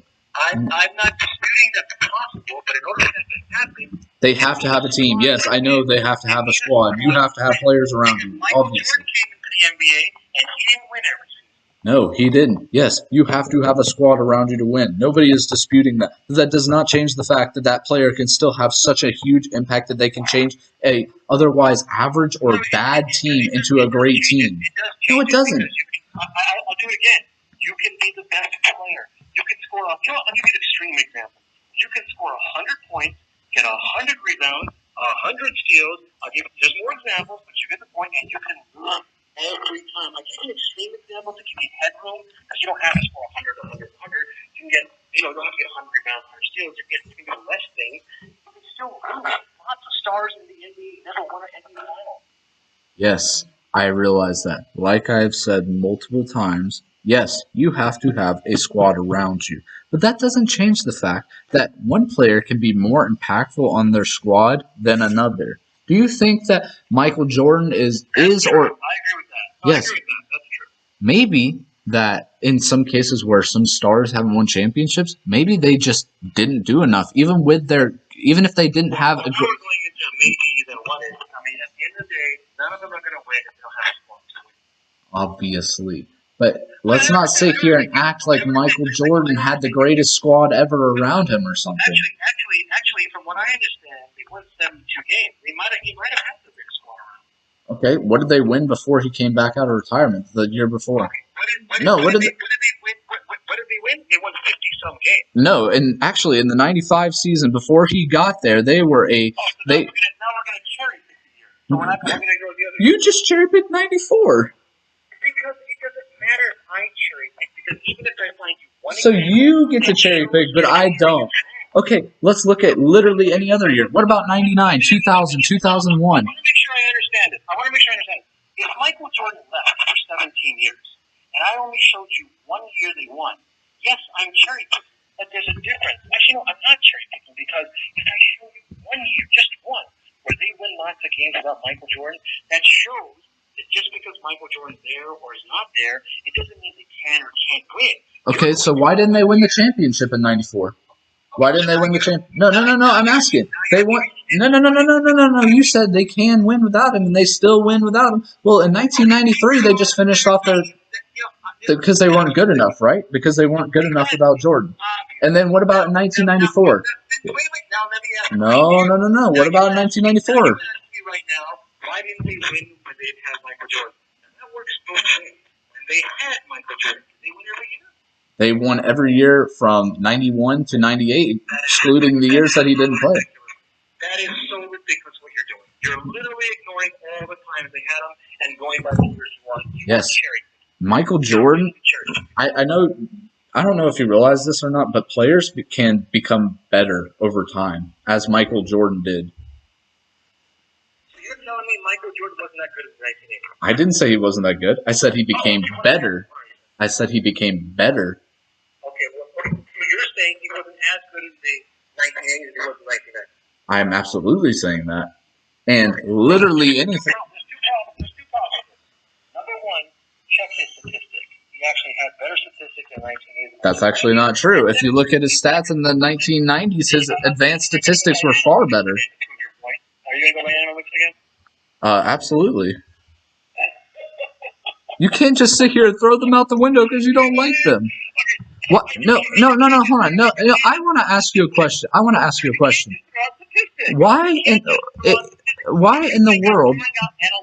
Why in the world? The other problem, by the way, there was one more thing. I'm going to say two things. The other problem you have to understand is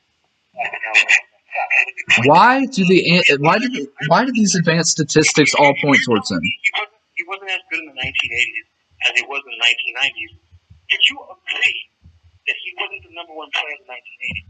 If you do agree to that, can you explain to me how is it a guy who's not the number one player in the 1980s is the number one player of all time? How can literally no player in NBA history has ever been the best player in the entire world every year of their career?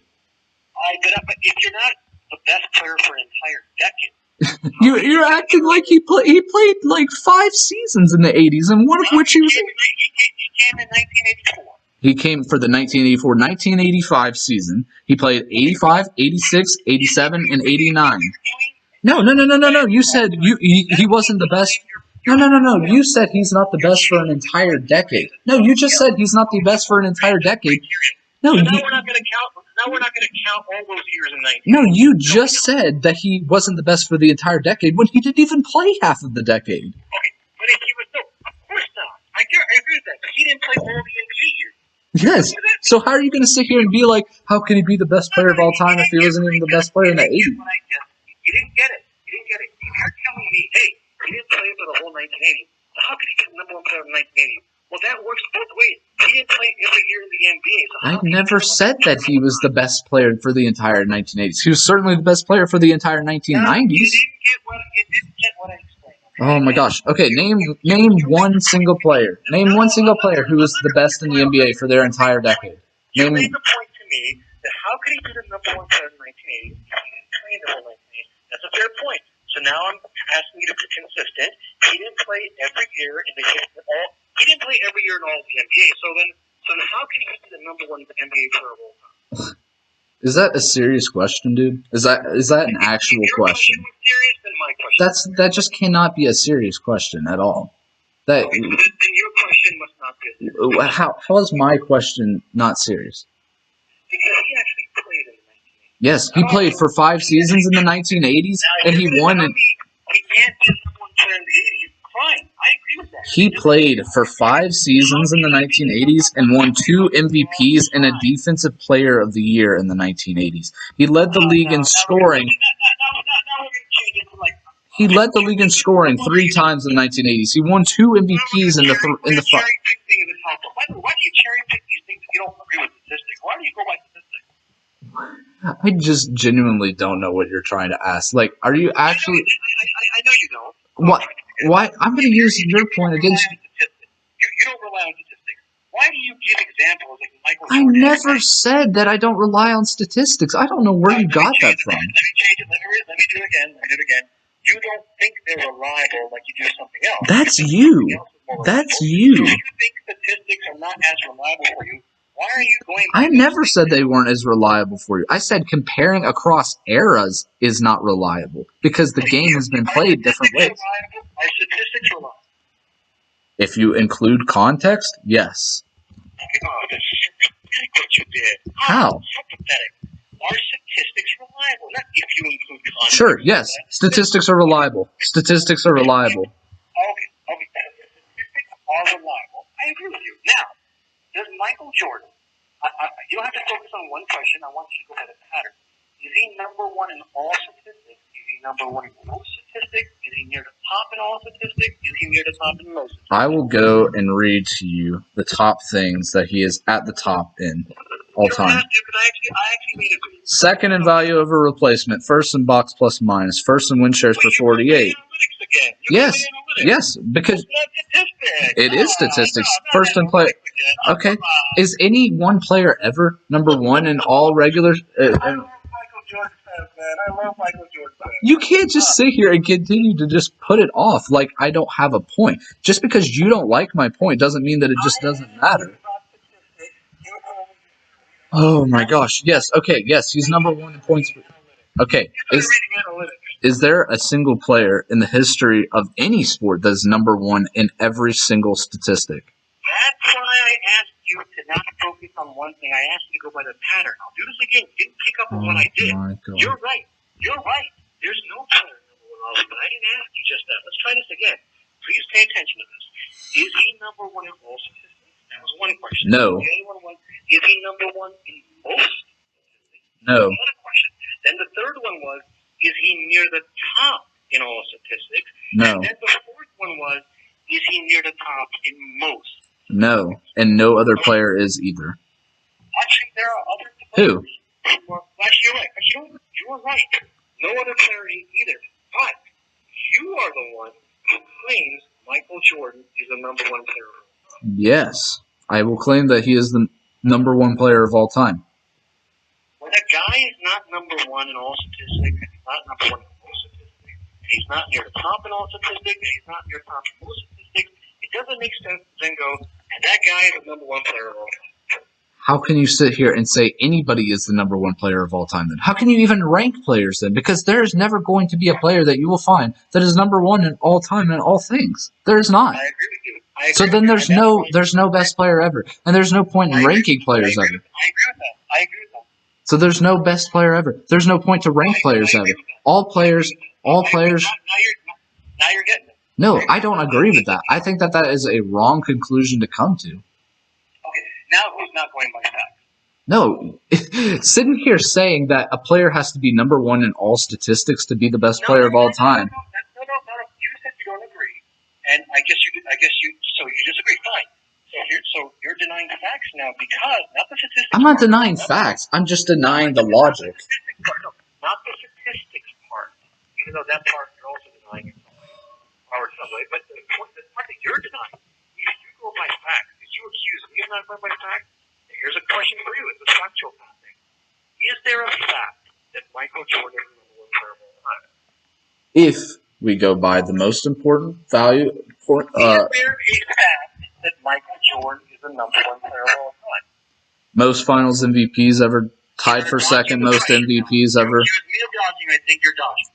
Is there a fact? Third time I'm asking you that Michael Jordan is the number one player of all time? If you value certain things over another, I value. Yes. This is pathetic. It's not pathetic. You just don't like my logic. You just don't like my logic. Well, that's true. I don't dispute that. That doesn't mean that it's pathetic. That doesn't. I think that it's pathetic to think that you have to lead a number one in all statistics to be number one. You're not giving me logic. If there's something is true, if you believe something is a fact, mathematical fact or a scientific fact or whatever, then there should be easy evidence to prove it. So for example, best scorer ever. Michael Jordan is the number one player of all time. I'm asking you for the proof that he's the number one player of all time. And when I ask you the question, you go, if we go by this, if we go by that. It's either that it's true or it's not. To be the best player of all time or the greatest, you have to have a culmination of many things. The statistics and the accomplishment. That's not a fact. It's not a fact. Why is your criteria for the greatest of all time a fact? I don't have one. I've never told you this guy is number one. I've never made that claim. Exactly. So what's wrong with me saying mine? I just told you a little while ago, there's no such thing. I told you I agree, there's no such thing. Oh my gosh, then why do you even rank players? Why do you even care? Why do you care about it? Who told you I ranked players? Didn't you say that John Stockton was better than Michael Jordan, or was that someone else? Yes. So why is John Stockton better than Michael Jordan? That's a good question. I'll tell you what, that's a good question. If you're asking me, is John Stockton the player better than Robert Horry? I've explained to you that if you're going to rank players, then you can make the case he is, and you can do it partly based on facts. When you claim Michael Jordan is the number one player of all time, there's no fact to prove it. It's literally just doing the same thing on a wider scale. Give me a real. Do you know what a fact is, man? I don't even know what you mean. Oh my God. A fact is something that's undisputed. If you're telling me it's a fact that Michael Jordan is the number one player of all time, I've never said it's a fact. In fact, in the call that we had the first night, I told you that I don't necessarily believe it's a fact. I'm sitting here arguing the case. Wait. I was actually thinking about bringing that up. To be fair to you, I thought you were not going to bring that up. I thought you agreed not to bring that up. But if you want to bring it up, fine. You're actually making a bigger fool for yourself. If you agree it's not a fact, why are you acting like it's a fact? I'm not acting like a fact. I'm giving the case for it, and you're just denying everything that you don't like. I asked you more than once, is it a fact? And you kept going, if we go by this, if we go by that. It's either a fact or it's not. No, it's not a fact. It's not a fact that any player ever in the history of basketball is better than any other player in the history of basketball. It's not a fact that. It's not a fact. Why did it take you for so long to acknowledge that? Why is it a fact that John Stockton's better than Michael Jordan? Oh, because you can check. Well, that's what Well, you're going to ask me. no. Well, why is it a fact compared to John Stockton on Michael Jordan? Fair enough. Remember, I told you if you're going to rank. No. Okay, well, then go to your ranking and explain to me. I'll answer your question. I never claimed it was a fact, number one. I said if you're going to rank players, you can make the case he's a better player, and you can find things that he actually does more things than Michael Jordan. How? I think players do more things. Well, I start going into detail, like what John Stockton does, what Michael Jordan does. Does he really do more? Why is it that every time that Michael Jordan and John Stockton played each other, Michael Jordan embarrassed him on the court? Why is it that Michael Jordan won five? Why is no? Why did Michael Jordan win 5 MVPs and John Stockton never even finished higher than 7th in an MVP race? This is one of the issues I have with Michael Jordan. You asked me, why is it every time Michael Jordan played John Stockton, they embarrassed him on the court? You just explained something like that's 100% true. It is. You guys make things up. It I made is. a video where John Stockton a bunch of times beat Michael Jordan one-on-one. You're claiming every time Michael Jordan was on the court that he embarrassed him. Every time they played for a general, if you're looking at the general game as a whole. No. I'm not saying every single possession they matched up against each other, Michael Jordan scored on them. I didn't say. You said every time they played on the court, he embarrassed them. God. Okay, fine. I will change the statement to make it a little more understandable for you. Every time they played in a game against each other, Michael Jordan outplayed him. And now you know you got No. I thought it was a pretty simple. I thought it was. No, you clearly did, because you're going to sit here and break down every sentence because you clearly can't understand it on a more complex level. I can easily understand. You're the one who has a hard time understanding. No. You're just sitting here trying to break apart every sentence. Number one, you just don't address the question. Because I can give you more examples so you understand. Oh my gosh. I rank Michael Jordan as number one because of the statistics and the accolades that back it up together. Michael Jordan played in 14 NBA seasons, and despite the fact that two of them he played 17 and 18 games. Well, yes, 17 and 18 games, and 2 of those games came after retirement. Every other year, he was an All-Star or All-NBA first team, and for 9 of those years, he was All-Defensive first team. He was a 5-time MVP. If John Stockton was better, then why didn't John Stockton win 5 MVPs? Okay, so are you telling me whoever gets voted for MVP is the best player? Well, you said earlier that if a majority of people agree to something, then that must be the case. Well, a majority of people agreed with Michael Jordan. No, I never explained it like on every topic. In fact, so you get to cherry pick when the topic fits your narrative or not. It only applies whenever it counts for you. Cherry picking. No. Majority agree if you don't know the answer and you're relying on experts. So I don't know everything about science and math and astronomy. The experts said that Michael Jordan was the MVP and John Stockton wasn't. Tell you Santa Claus exists. It doesn't mean Santa Claus exists at that point. If the majority watch Jordan, look at how he plays and his impact on the court, and decide, you know what, this guy is the MVP of the league, and John Stockton doesn't even deserve a vote, why is that the case? Is it because John Stockton's better, but they just don't want to recognize it? I'm going to show you a problem with your question. Number one, you're assuming the people are all reliable. Number two, you're assuming they all have the same criteria. Number three, you're assuming their criteria is fine. Number four, why is it that none, 0 of their criteria had John Stockton better? One more. If you're going to go by the voters, a lot of people thought Kobe Bryant was the best player in the NBA. He only won 1 MVP season. Yeah. Those same voters decided, guess what? He's not as good as we're saying he is. He's not had a season where he is worthy of being the most valuable player of the league. I get that. And my point to you is you're relying on things that are not factual. You, Michael Jordan fans, have a bad habit of going by things that are not factual. What is factual about John Stockton being better than Michael? What is factual? If I name you one fact, are you going to accept it? Him being a better passer, I'll accept. Okay. So there's you answer your own question right there. Okay. Well, Jordan's a better scorer. Okay. Jordan's a better defender. I don't dispute that. Jordan's a better defender. Do you really want to go tit for tat for Michael Jordan versus the world in the NBA? You can. First of all, it'll be a waste of time because you would have to analyze every player, and then even if you do that, you're going to have to come up with your own random thing, like you think scoring is more important, somebody else thinks passing might be more important. And the other thing is they have different systems, different rules, different like luxuries, and there's more examples. This is why accolades are there for us. Accolades try to tell us. We're going back to accolades again now. Yes. Do you just throw away anything that you just don't agree with? Do you just not consider accolades? Anything that helps Michael Jordan? No, I can do this with any player. I can do this with. Yes, there's a reason we rank players. No, you're expecting. This is nothing you guys do. You guys question me sometimes. You just throw away everything. You dismiss everything. You doubt everything. Why am I supposed to accept ridiculousness? Ridiculousness by your standards, but the majority think it's not ridiculous. Okay, so the majority is always right? You were the one earlier who was saying, well, most teams don't use analytics, so they must be right. That's the only thing I said. I also told you other things, and then I threw that in there as an question to you. How do you explain that? Because they know more about the NBA than you do. Well, these people that are voting for these awards, and especially prior to the past few years when players and coaches voted for the awards, they know a lot more than you do. You know that players all voted for the awards in the 60s.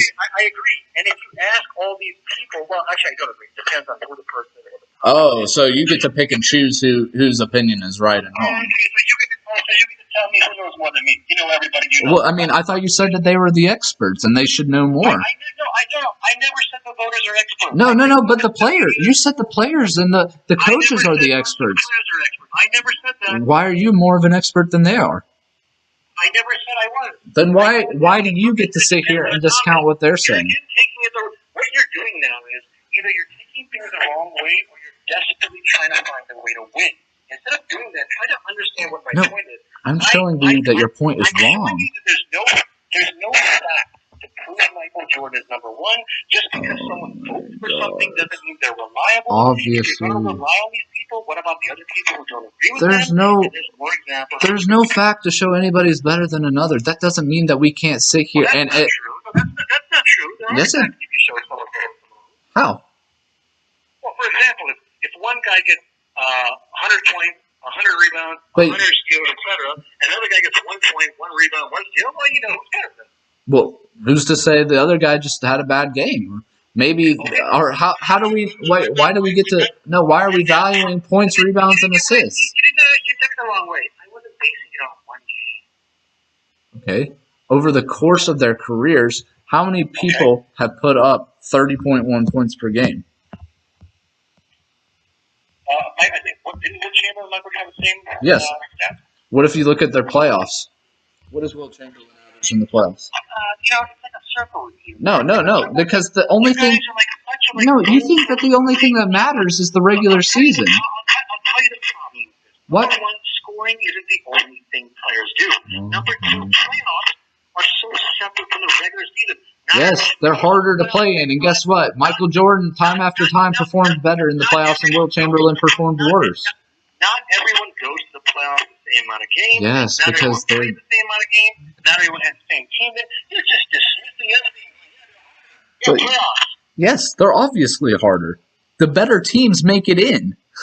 So obviously, when you're playing a better team, it's going to be harder to put up better stats because you're playing against better teams.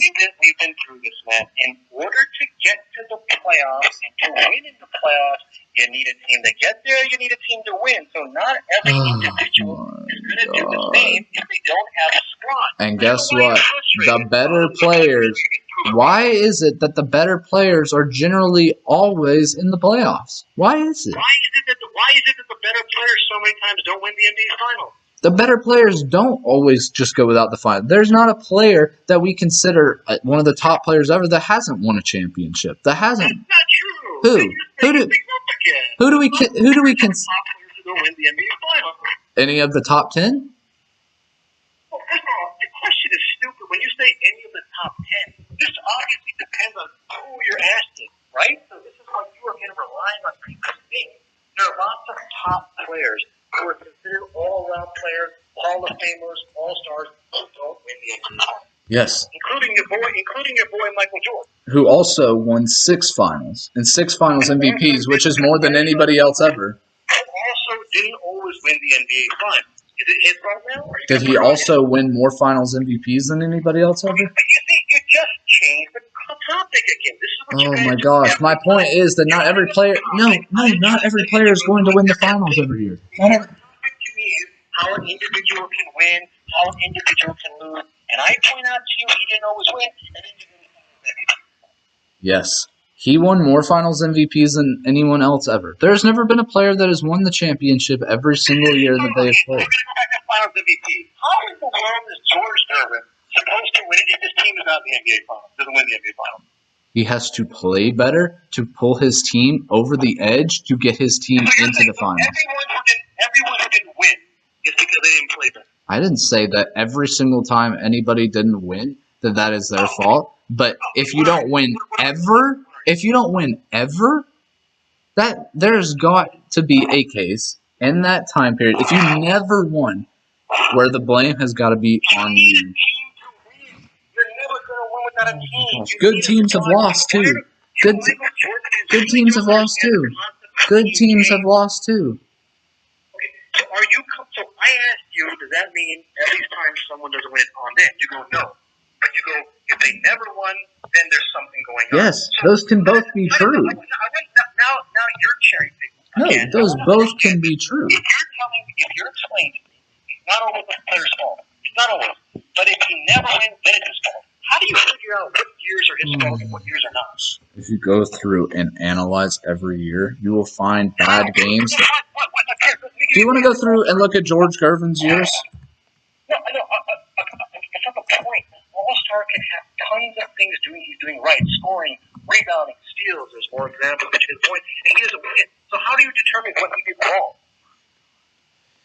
This is why we have playoff series, right? We have series, right? I don't understand. How is a guy supposed to get to the playoffs, winning the first round, winning the second round, winning the third round, winning the NBA Finals, if his team doesn't win? Him and the team. You have to perform better than expected, better than average.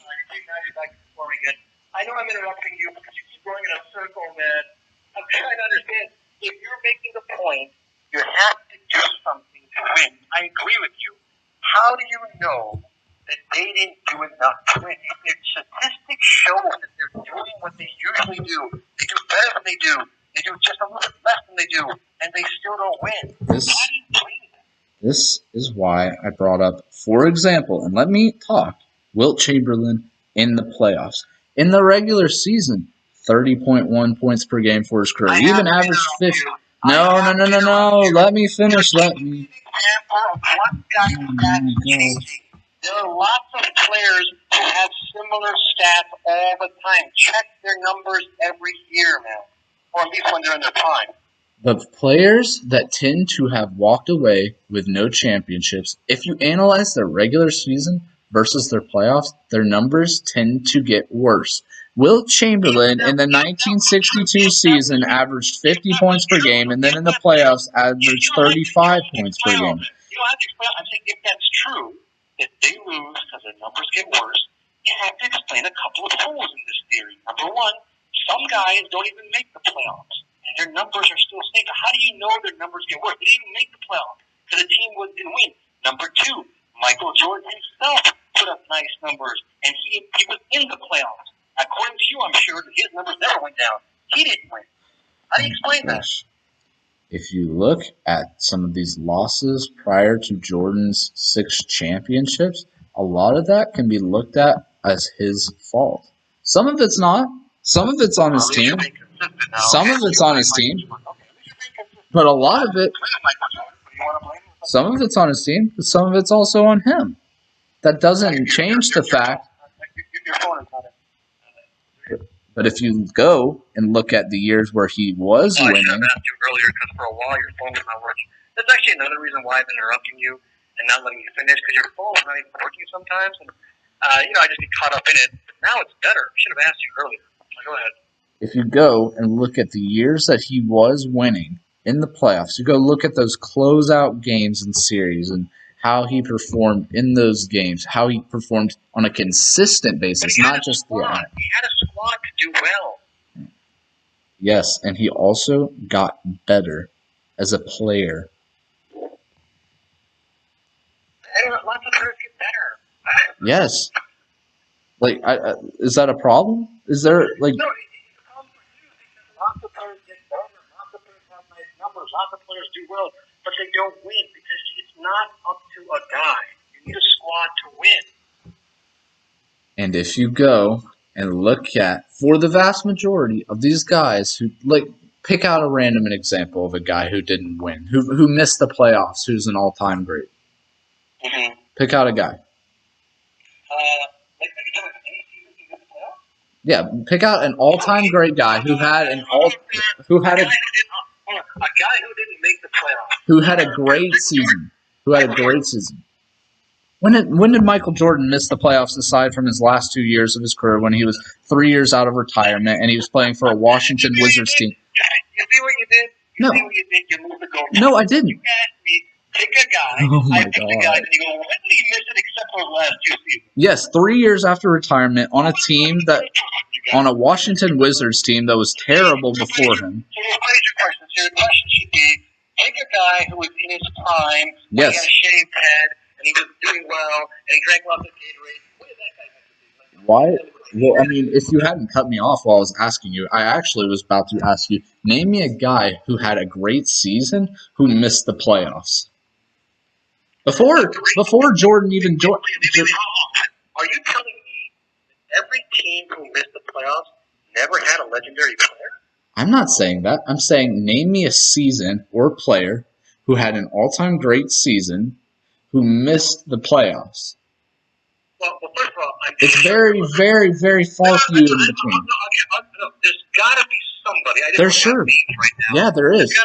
But even if there wasn't or there was, I don't. You guys make up your own random criteria then, because if a guy makes the playoffs or doesn't make the playoffs, had a legendary season or didn't, it doesn't matter because you need a squad to win.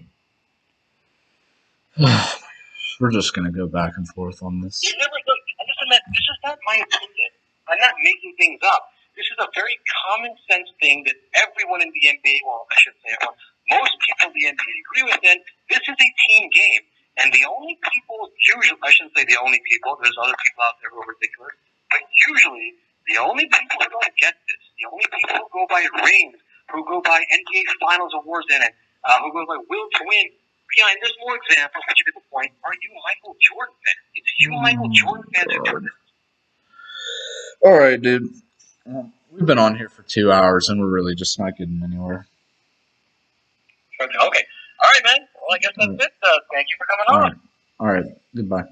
Hey, Good fucking Lord. I cannot. Jesus Christ. If you made it this far, congratulations.